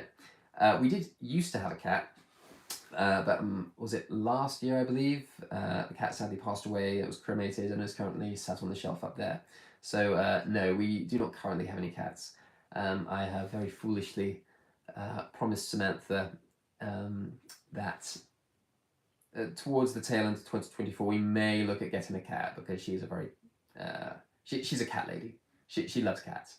I'm less inclined because they're quite restrictive in terms of what you can do, where you can go. They're always stinking out the place. They're always leaving litter tray, litter from the litter tray all over all over your home.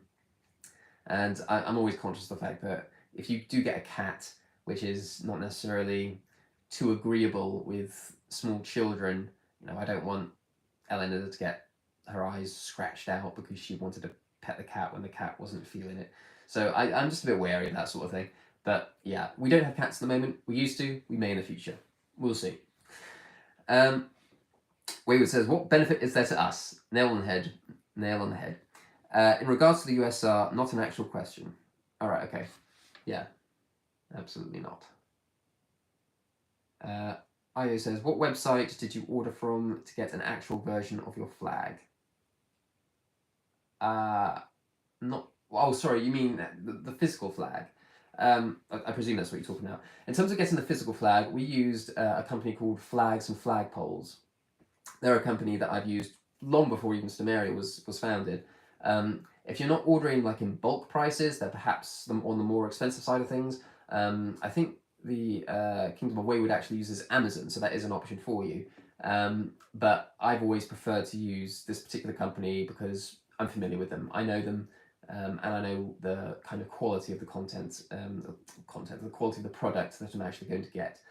So I use flagsandflagpoles.co.uk, but again, like before, unless it is a UK based nation or community, or if you reside in the British Isles, it's not necessarily going to be relevant to you, and there'll be plenty of other options out there. Amazon being probably a prime example.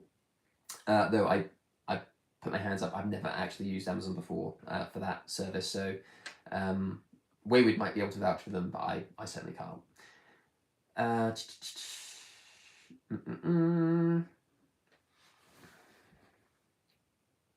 Let's see. Oh, God, what? Odd Summon Blunt? I don't know. I'm not even going to attempt it again. When will you choose to work at uniting and educating those searching for a community rather than letting prejudice and looking down your nose at those still growing in their perspective and understanding? Character limits are annoying. All right. Okay. Yeah. Fine. You wanted to write the whole comment, but couldn't.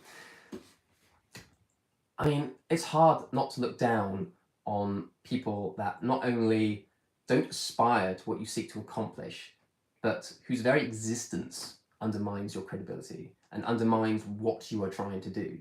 If you are defining yourself, or if Stomaria defines itself as a nation, or as a micronation more specifically, then having others identify as that and then going around performing activities that are going to put off people at large from getting involved in that kind of nation building process more generally, then what can you say to that? I mean, I put Stomaria way above any of this. This is a cesspit down here. Micronationalism, generally speaking, is a cesspit. There's always been a cesspit. I've been in and around the community for 5 years or more. I know exactly what it is. I know what it stands for. It's the same thing every other day, and it's just on repeat, constantly.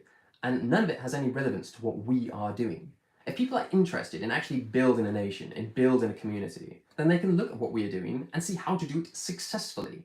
You only have to look at the videos that we put out there, the accomplishments that we've made, the communities that we have established, the nations, the communities that have been integrated into Stomaria itself, in order to see that what we are doing is genuine and is real. And if they want to get involved in that, then they can. Or if they want to attempt to do something themselves along those lines, then they can. If people are put off because I say, I don't want to be affiliated with Communist Meme Town over here, or I don't want to be affiliated with Goofball Nation, or if I don't want to be affiliated with Munchkin Land, then that's on them. That's if the longevity or strength of their convictions when it comes to forming a nation or forming a community are based on my own opinions of others, then they're not going to last anyway. So there's not really much to say about that. We are building a community. We are uniting people. We are perhaps the most successful nation-building activity out there when compared to these sorts of gimmicky micronations, mainly because they're just not doing anything.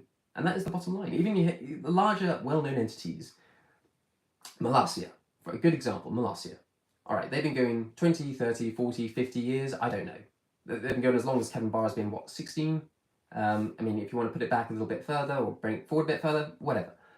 But they have not progressed any further than what they have. They've accomplished what they have, and they're happy with that. And that's fine if that's what they want to do. But that's got nothing to do with actually building a society, building a community, and building a nation. Using cookie dough as currency, firing kids' toy rockets into the air and declaring you have a space program, declaring that your dinghy is the equivalent of a Molossian navy. None of this is going to inspire someone like me to actually get involved in that, because that's not a nation that they are building. It might be them having fun. It might be them living life the way they choose. Good on them. Go for it. Whatever. No relevance to me, and they're not above criticism from me. And that is the bottom line. People can criticize Stomaria. I don't care if people criticize Stomaria or me because of my opinions on others. They're welcome to do so. But I don't sugarcoat the truth. Objective reality is something I hold in quite high regard. And if I don't think that someone is genuine or real in what they're trying to establish, then I will quite happily use an example of why we don't engage with them. And that's as simple as that. Right, let's have a look.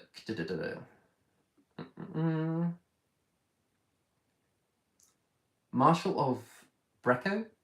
Again, when I go through these, you will have to correct me if I pronounce your names, your titles wrong. So, Marshal of Brecco, can you explain the Empire's anthem? It's very King Arthur and Quest for Camelot. Yes, that is where we initially took the inspiration from.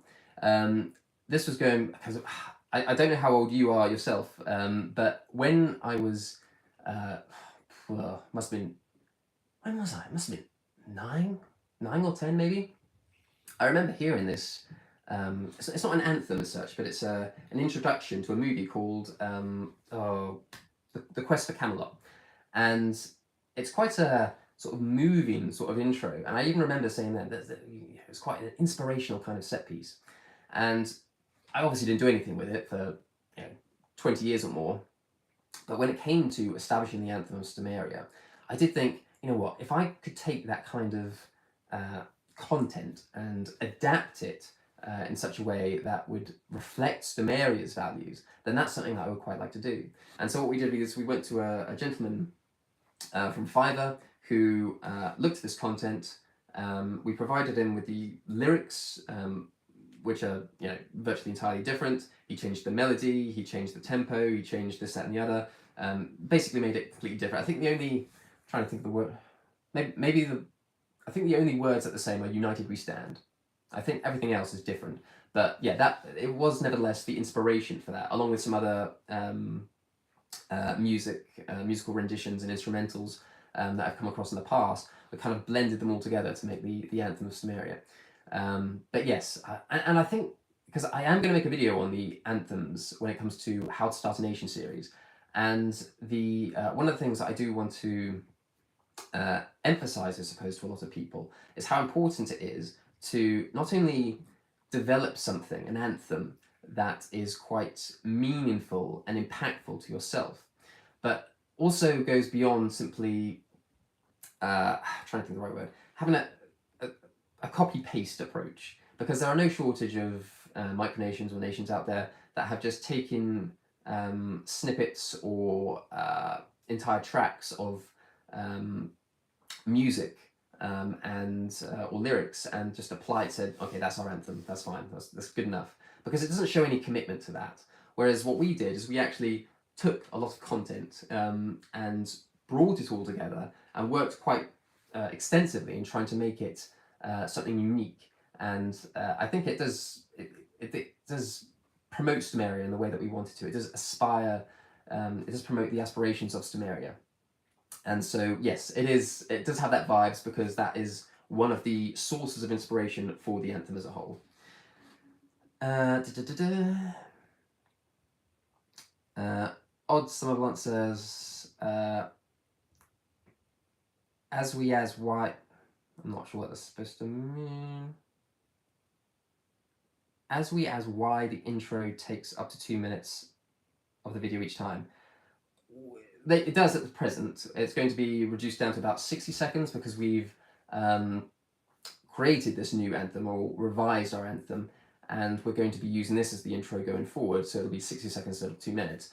But I mean, if you don't want to watch the intro, there's nothing to stop you from just skipping over it. I do, so you're welcome to do so as well. But the mentality that we have when we promote these videos is to base it off people who haven't come across us before. So if this is the first time that people ever came across our channel or came across our videos, we want to go, well, what's the best way to present Stomaria for the first time onlooker? So we give a quick 15-second intro as to what the video is about, and then bang, straight into the anthem, straight into the video footage of what we've been doing, what we've been up to in terms of speeches, community, territory, silver, whatever else.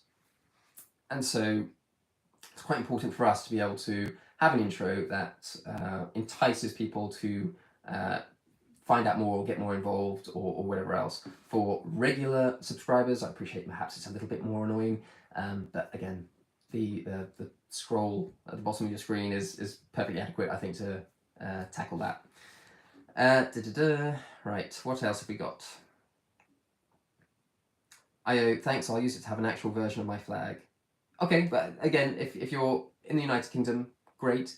But the other thing I should stress is that, again, but it's only worth doing if you're going to be bulk buying these in some way. I say bulk buying, maybe 10 flags. If you're buying an individual flag, the premiums are going to be massive, so you might want to go through another source. But because we always buy them in bulk, it's easier for us to go through flags and flagpoles.co.uk. IK9V, what are the benefits of starting a micronation? Well, that's the $1 million question, and the short answer is it depends on what exactly you are trying to do. If you are trying to do what we're doing, then there are a lot of benefits, because there's a lot of incentive to learn more about the world, and learn more skill sets, and have more interests, and build friendships and communities. But if you're just going to be setting up meme town, setting up a Discord, and then start declaring war and sanctions and embargoes against everyone that called you a meme name on Twitter, then there's going to be zero benefit to what you are doing. It depends how much you're going to put into it, and your aspirations are going to be a big factor in determining how much of a benefit you're going to actually pull from that. So, I mean, as I say, the short answer is it depends what you're doing the micronation for. It depends what you're found in the micronation for. But that's, again, a variable which I don't have time to discuss in detail here. Luminos, again, correct me.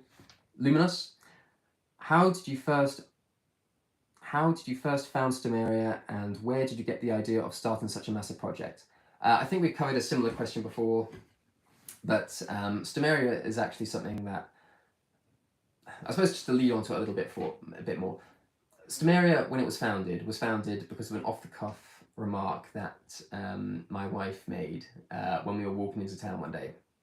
We were talking about our childhoods and what we did when we were younger, and I was explaining to Samantha that when we were younger, myself and my siblings, based on being inspired by a game called Empire Earth, which is an old RTS game, which even today I do play now and again. for nostalgic reasons. But it's a civilization building game. It's an empire building game. It's a nation building game. And me and my siblings would look at all of this nation building, this resource collecting, this civilization creation game, and we would try to apply that where we resided. In the sense, we would go out and we would build forts, we would have an agrarian economy, we would have a system of taxation, we would have our friends over and they become citizens, and then we would engage in these sort of battles. Now, this is all what micronation, back then we didn't define it as a micronation because we didn't have no concept of what a micronation is. We were just out there having fun. But that flair, that desire to actually build something, is something that I've always had. And, I think, to be honest, Empire Earth is probably where my interest in history really started to take off. Because you engage with all of these different historical figures and characters and events, and you think, well, did that really happen? Why did that happen? And then you start to research more about it, and then you get into more and more detail about these sorts of things. So it was really a massive window for me into learning about ancient history in particular, as well as more recent history. And I mentioned all this to Samantha, and she said something along the lines of, that is just so awesome. Wouldn't it be great if we did something like that now? And boom, just like that. That was it. I thought, well, why can't we? I'm a grown-ass man. I can do what I like. And that was really how Stomaria started, as an off-the-cuff comment between myself and Empress Samantha while we were walking into town for some dinner. And that's the founding legacy of Stomaria. The desire to build, the desire to create, the desire to innovate. This is something that I think is quite intrinsic in humanity, generally speaking. And that is what we are doing. We are just trying to establish something new, based on the values and the aspirations and the objectives that we think are important. But yeah, I think that, but I'm going to go off on a tangent if I get too much into that. But that is how Stomaria was founded. Again,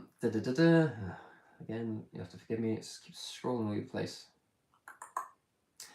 Antoine Small says, how hard is it to acquire? He said, inquire land in the UK. I assume it's acquire, like your meaning. Easy, in the sense that as long as you've got the funds to hand, it's a relatively straightforward process. For woodland or agricultural land, or even property, you're looking at a couple of months in terms of going through the transition to actually exchange it legitimately. It's obviously a lot easier for like woodland or agricultural land because there's less to concern yourself with. It's just about getting the money together. And land in the United Kingdom, in the British Isles more generally, is relatively expensive compared to other places in the world. Now, depending where you are in the United Kingdom, if you go further north in Northern England or Scotland, if you go into Wales, it does, generally speaking, get cheaper. But again, there are hotspots all over the country where land is exceptionally expensive, and there are areas in the UK which are exceptionally cheap. So it just depends on where exactly you're looking for. We're a little bit handicapped in one sense because we're quite southbound tied. We have a lot of family here, we have a lot of friends here, we have a lot of work commitments here. There's a lot in the south of England, the southeast of England more specifically, that keeps us kind of tethered here. So when we do acquire more land, when we do acquire more territory, well, just before I go on, Southwood itself is also in the south of England, in Hampshire. So again, it's about an hour's drive, give or take, from me. But when we do acquire more territory, more land, it will probably be a bit more spread out. Long term, what I'd like to do is I'd like to be able to travel to each of these territories myself and to govern and manage them and look after them. But that's ultimately why in the next 12 or 18 months we want to attract more citizens, to vet them, to go through that process so we can have people managing these territories going forward. But in terms of, again, it's easy to acquire from a legal perspective, but difficult to acquire in terms of raising the capital to actually go out and buy it, depending on where you are in the United Kingdom.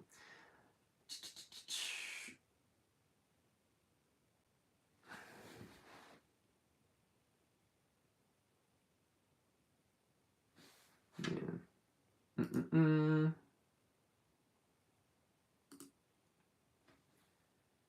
Right. Sorry, I just had to remove one relatively unhinged comment.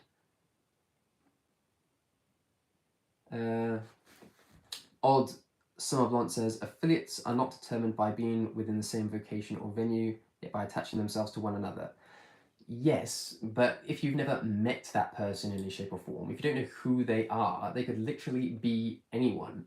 You know, you have catfishing as a very good example of you should not trust everything that everyone says about who they are on the internet. I think this is pretty common knowledge. This is pretty safe standard stuff that you should probably adhere to.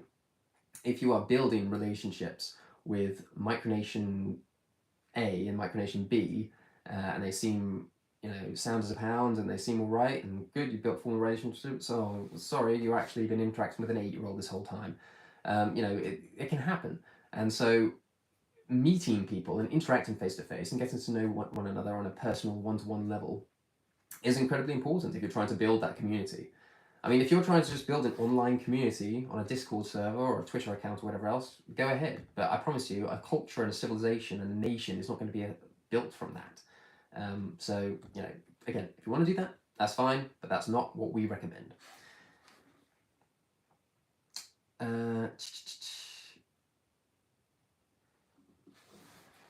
Alexis SJC, I'm aware of the sound money currency of Stomaria, but what do you think of a backed currency? Here we go. All right.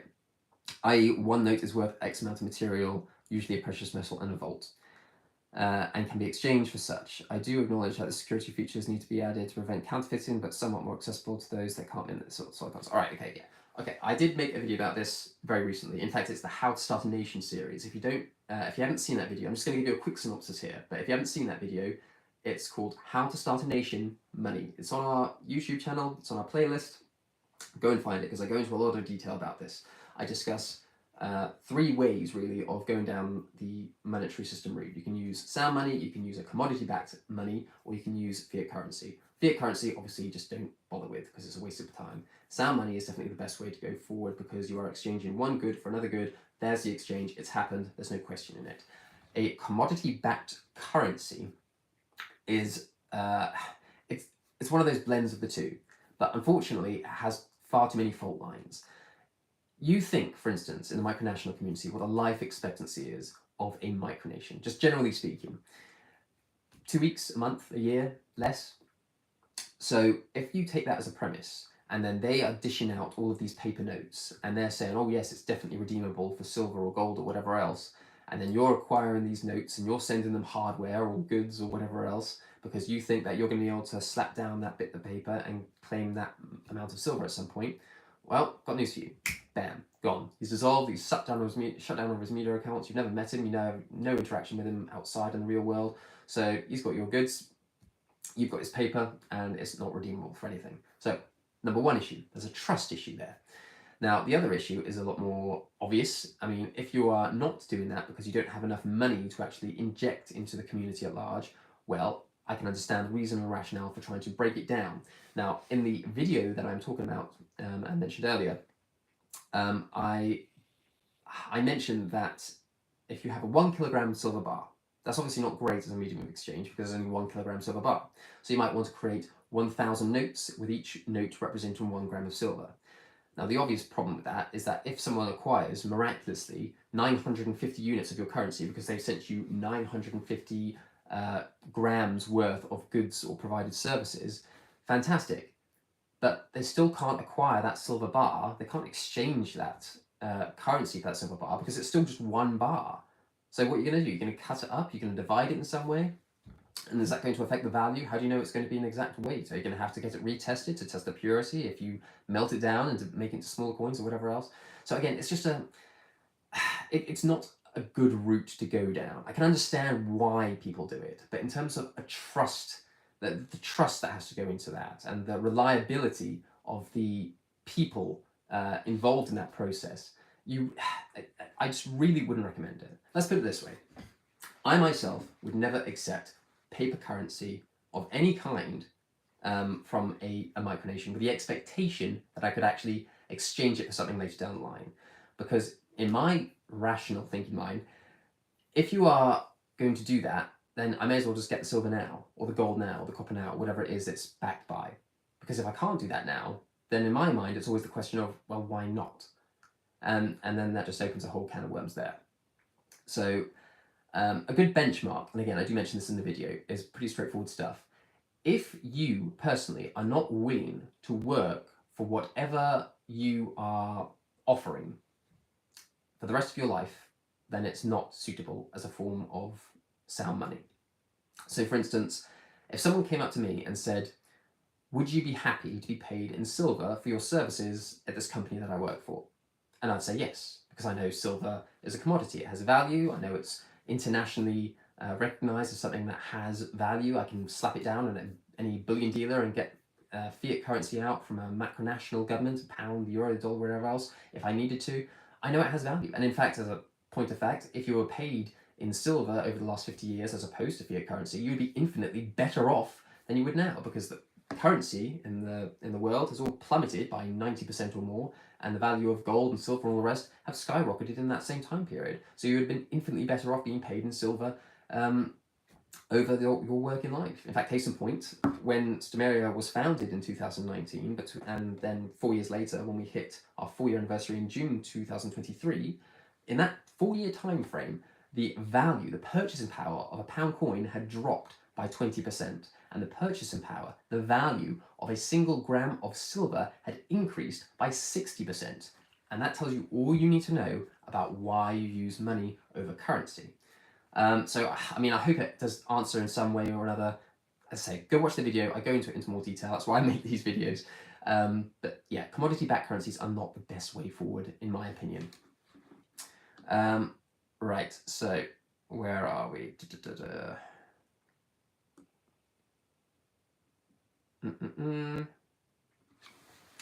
Aviation Short says, less nation build related now, but might as well talk while I watch. Do you have a favourite band or artist? Feel free to make it a short answer to keep some time for other people. Just curious. No, I'm sorry. I don't really keep up with like the latest music or anything like that. If something's on the radio, I'll play it, but I never make a mental record of what I'm listening to, really. I'm not sort of anti-music or anti-art in any shape or form, but no one springs to mind as someone that I have as like a favourite. I'll listen to a wide range of genres from a wide range of artists, but I don't have any preference, like a personal preference. And since we have had Little Princess Eleanor, obviously the genre of music in my own life is normally dictated by her, which is normally Disney-related music.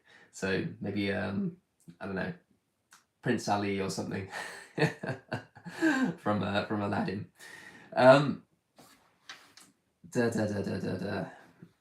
Let's have a look.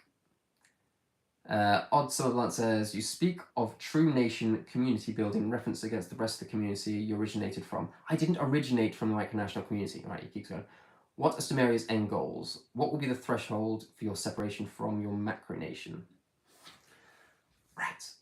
We were not originated from the Micronational community. I have gone over this several times in this own video, but I've also discussed this at length in our entire history. We have no affiliation with the Micronational community. We have to fall into the Micronational community once Stomaria was founded as a byproduct of the fact that we defined ourselves as a nation, and this seemed to be, at the time, the closest to a natural fit. But we didn't originate from Micronational community. We didn't emerge from them in any shape or form. I was interested in nation building long before I knew what a micronation was. As, again, I've said in this video, and I have said in times past. In terms of separating from the Micronation, that being the United Kingdom, that's very much an impossible end goal, if you like, in the sense that the end goal is just to keep going. We will never stop. We will never stop acquiring more land. We will never stop building more homes. We'll never stop establishing Stomarian industries. We'll never stop growing our own food. We'll never stop generating our own power. We'll never stop providing our own water. We'll never stop attaining self-reliance and self-determination through legal and legitimate means. We will just keep going. The end goal is when the entire world is Stomarian. There's your end goal. And even then, we'll get in touch with Elon Musk and we'll go, you know what? The world is done. Now we need to go to every other planet in the solar system, and then the Milky Way and the entire galaxy, and we're just going to make everything Stomarian. There's your end goal. We will never stop. It doesn't matter if we are legally recognized as a nation in our own right. That is irrelevant. If we defined ourselves as a micronation, we'd have that same problem. But if we define ourselves as a nation, and we still aspire to do what we want to do, which is to attain greater levels of self-reliance through legal and legitimate means, then there is no end to this. We will always keep going. We will always keep pushing. the end is simply accomplishing more of what we have accomplished, and just continue to do so. Right, what have we got now? Marshal of Brecco. Now I know you. Okay, here we go. Now I know you don't classify yourself as a micronation, but for simplicity, I'm going to use the term, so please take no offense. What is your opinion on micronational institutions?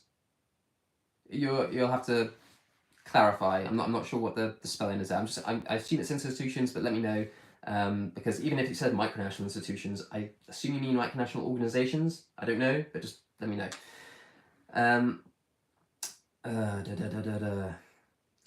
Odd. Someone.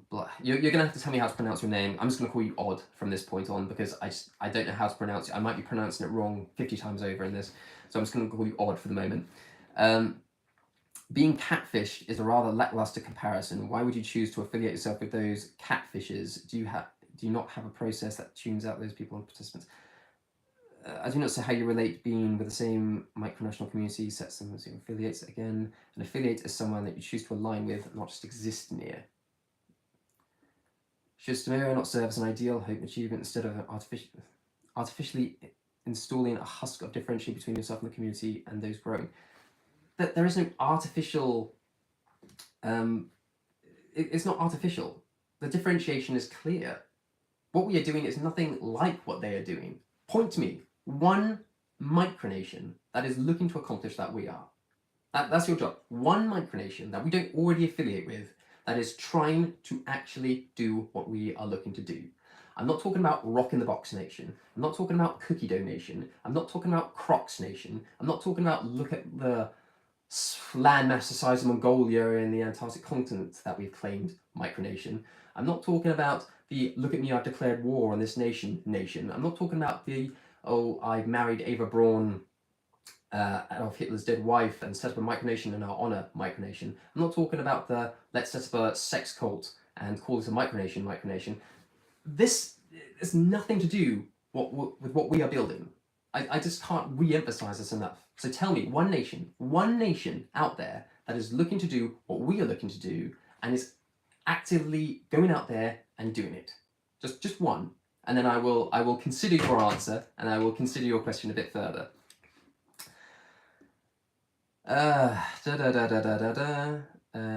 Democratic Republic of Beliga. I seem to remember a Beliga. It might have been maybe a year or two ago. Were you a communist nation? Were you a communist micronation? I'm putting it out there because if you're not, I put my hands up, but I recognise the name. Apparently you're now a democratic republic, if it is the same one that I'm thinking of, so I'd be interested in learning about that. Alexis SJC says, fair answer, makes a lot of sense, especially considering the lifespan of most micronations. Exactly. I must have missed that video or forgotten about it. Thank you so much for answering the question anyway. Yeah, again, I only put, I have discussed this many times in the past, but the most recent one was probably only a month ago, maybe even less. So again, look at the How to Start a Nation series on our YouTube channel. There's maybe about 7 or 8 videos up there at the moment. I am going to be making more for them. But this is tailored specifically for, again, what we define as nation builders as opposed to micronations, because we do differentiate ourselves from that as much as we can. Alexis SJC says, Lunar Colony of Stomaria sounds amazing. Working on it, but we're not interested in, toy rockets being fired into space. But oddly enough, I did have a conversation with King Raoul about this a few days ago. They were talking about getting some kind of... I tell you what, I'm not even going to mention it because someone might steal the idea or King Raoul might get very upset with me if I mention it. So I'm just going to... I'll leave it there. But we have had conversations about that sort of thing, but not in like a fantasy roleplay kind of thing, but in a very real practical way in which we can do something along those lines. But watch this space for that. But I know he's going to be irked that I even mentioned it. So it was Raoul's idea. King Raoul of Wayward. He's the one that instigated this. I have no involvement in it. The credit goes to him if and when that happens. As my caveat. As my that's me covered. Oh, sorry, Beliga, I did miss your initial question. Do you think democracy can work in a micronation? If so, how?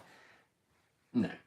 There's a simple answer is no. Again, I have made a video about this called How to Start a Nation Government, where I do talk about democracy. So again, I would recommend going to the playlist to get a more detailed breakdown of what I'm talking about here. But the bottom line is, if you have too many cooks spoil the broth, too many chiefs, not enough Indians, that kind of territory, a micronation or a nation that is genuine and serious about what it's trying to do, it really needs to be from the top down.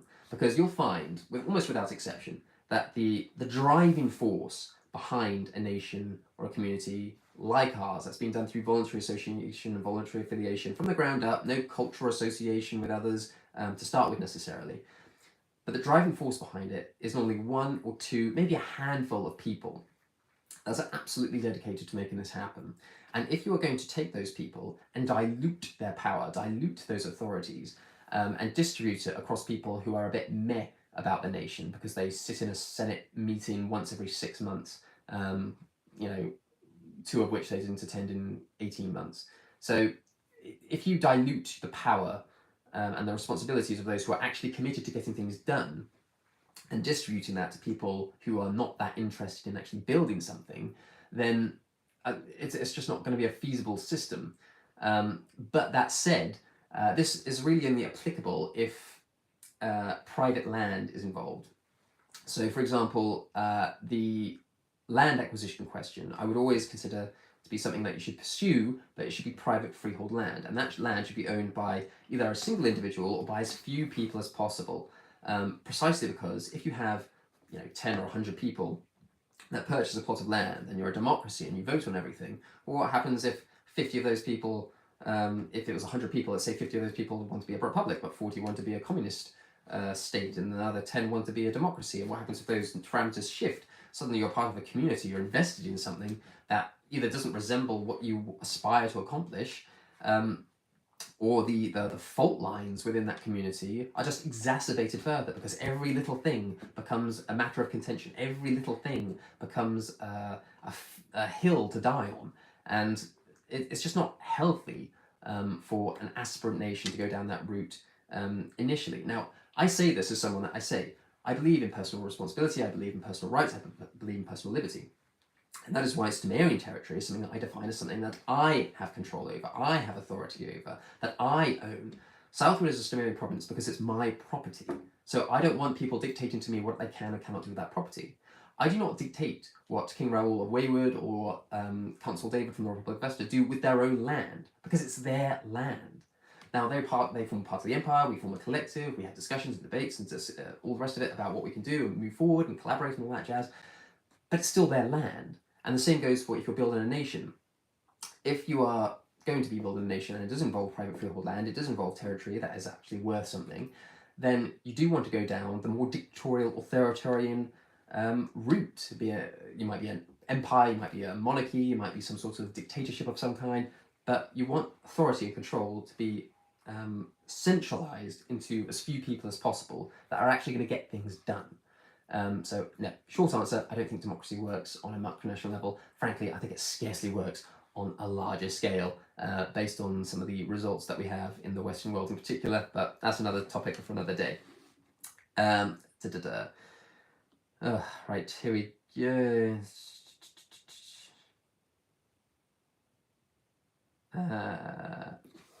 Marshall Brecker says, institutions, example, libraries, schools, academic, and otherwise, I suppose, organizations would do. Sorry for the confusion. No, that's fine. I thought you meant like micronational organizations like, oh, I can't even think of an example now. You know the sorts. We are the United Nations, but for micronations, that kind of territory. In terms of institutions like libraries and things, I mean, we are way, way, way behind on being able to accomplish that kind of thing. So I think it's great to have that sort of infrastructure and those institutions in place. If it's, something academic, there's nothing to criticize as such, but I think it would be dangerous to go down the route of come and live in my nation where I will educate your children with my own schooling. I mean, you don't want to really go down that route as such necessarily. So just be aware that I don't object at all to establishing kind of educational facilities or institutions within your nation, with your community. but I would strongly recommend, depending where you are in the world, that you tick the right boxes when it comes to making sure that the academic criteria that you are supposed to be teaching people, especially if they're younger, is adhered to, because this is where the sort of cultish kind of,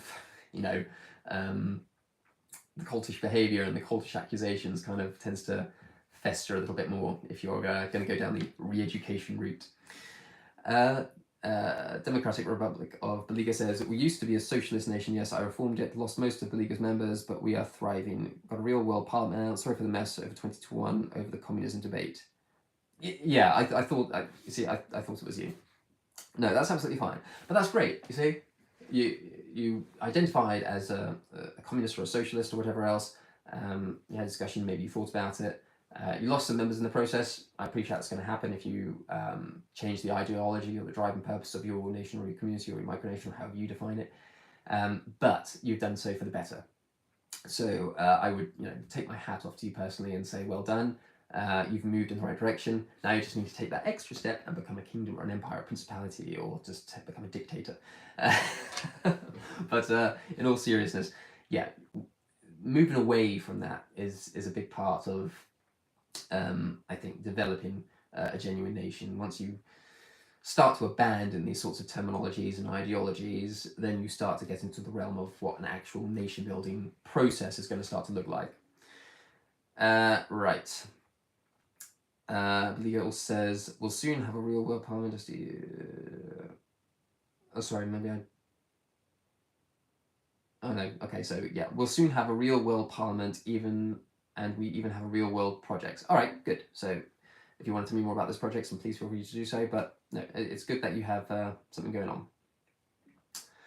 on. Odd said, you are not the first to have purchased land, joined with other communities, as well as had the intent to leave the Micronational counterparts to establish your legal means. No, I don't believe I would be necessarily, but I'm still not seeing any examples.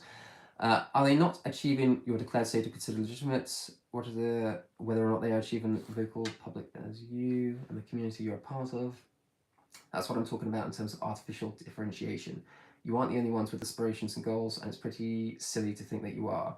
You desperately hope that your efforts to put such a big chasm between others, but I just don't think it's true. The chasm exists, whether or not you want it to or not.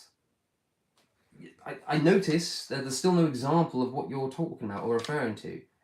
We may not have been the first, but we're certainly the only one that I'm aware of aspiring to acquiring land and separate ourselves more and more from the United Kingdom or whatever nation that whatever community is going to be affiliated with. I don't doubt that we're not the first to actually aspire to do that. But tell me which is. Show me now, give me an example of who is going out there and has purchased the land and has actually gone out there and achieved what we have achieved. Because we have gone through the process of being myself and Samantha and a flag in the corner of our living room. We've worked towards establishing that community and that nation. We have acquired that land, we've developed that territory, and we are thriving as a community. I can't think of someone in that 5-year time frame that I've come across that resembles that, aside from those that are already affiliated with Stomaria, the people that I did identify as people that we could work with, and we have attracted them to Stomaria itself. But, I mean, any Joe Bloggs can purchase, a quarter acre land and quarter acre of land and raise a flag and declare themselves as a nation. There are people that have done that. I don't doubt it for a minute. But where are they? Who are they? And why would we want to affiliate with them? And do they identify themselves as a micronation? And if so, why are they identified as a micronation? Again, just give me an example and I will look them up.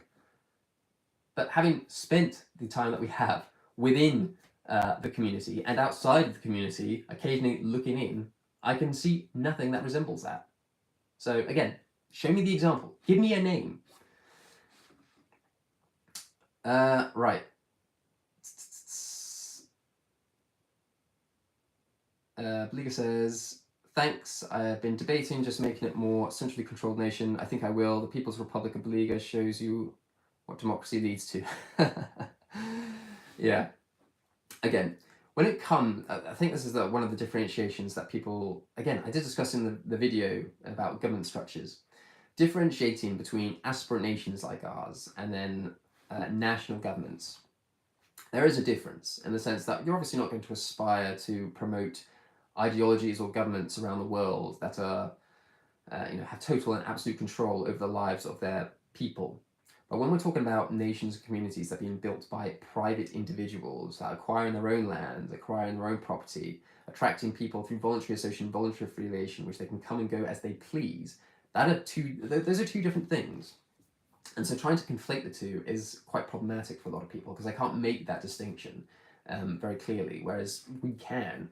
We know that we are not a recognized sovereign nation.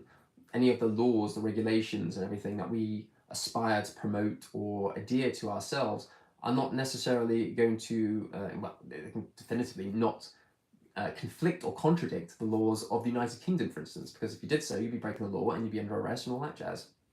So in terms of working alongside the governments and institutions already in place from a legal perspective is an absolute must, which is why when we talk about Stomaria's aspirations, we always talk about trying to attain greater levels of self-determination and self-reliance through legal and legitimate means. That means not clashing with the authorities every 5 minutes. That means not trying to force people to adhere to a certain point of view, not trying to use coercion or blackmail or anything like that to try and get people involved or keep people involved or keep people from derailing what we are doing. Everything we're doing is based on what is legal, what is legitimate, what is free, what is fair, what is voluntary, and all the rest of it. So again, you have to make that distinction very clear from the outset, and then you have to build from that. Otherwise, it just ends up as a mess, frankly. Now, we have been going for 1 hour and 20 minutes, so I think we might have to leave it there. It is something, it's been an experience. I have enjoyed this, I have to say. I'll have to rewatch it to see how good it actually is, but I think it will probably just be automatically published out there in due course. And I think I have actually gotten to the end of it. I just got one more comment. Marshall Brecker, communism, socialist ideology doesn't work in micronationalism. How can you oppress other people online or otherwise? It just doesn't work. Well, no. But the same could be said for fascism or neo-Nazism. Just because you're not actively murdering people or oppressing people doesn't mean that promoting those kinds of ideologies is a good idea. And communism is much the same. Just because you might not be, sending people to the gulag after you get home from school doesn't mean that promoting communism online and putting your name to it is a good idea. So again, that's just something to think about and something, again, I have discussed in the past. Alexis SGS, all the best to you, Andrew. A very interesting live stream. Happy New Year. Thank you, Alexis. I do appreciate. Marshall Bracco agreed. Yep, fantastic. All right, I think we'll wrap it up there.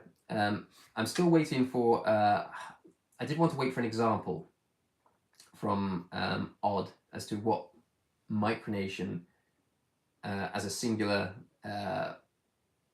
example of why we shouldn't differentiate ourselves from 99.9% of the micronations out there. I'm still waiting for that one example, so I'm hoping to get it, but I'm not sure if it's forthcoming. So if it is, put it in the comments in the YouTube video once it's published, and I shall review it in due course. But I have enjoyed this live stream. I hope you've all enjoyed it. We'll definitely do it again. It's really gotten me into the swing of things, I have to say. You see, I'm getting more messages now. It's typical. 2 hours in, and then we start to really take off again and again. So, but I'm afraid I'll have to leave it there. Save your questions for next time. We will definitely do it again, I promise. But we shall leave it there, I think. So if you have enjoyed this video, then please feel free to give it a like, subscribe to our YouTube channel, and we'll catch you in the next one.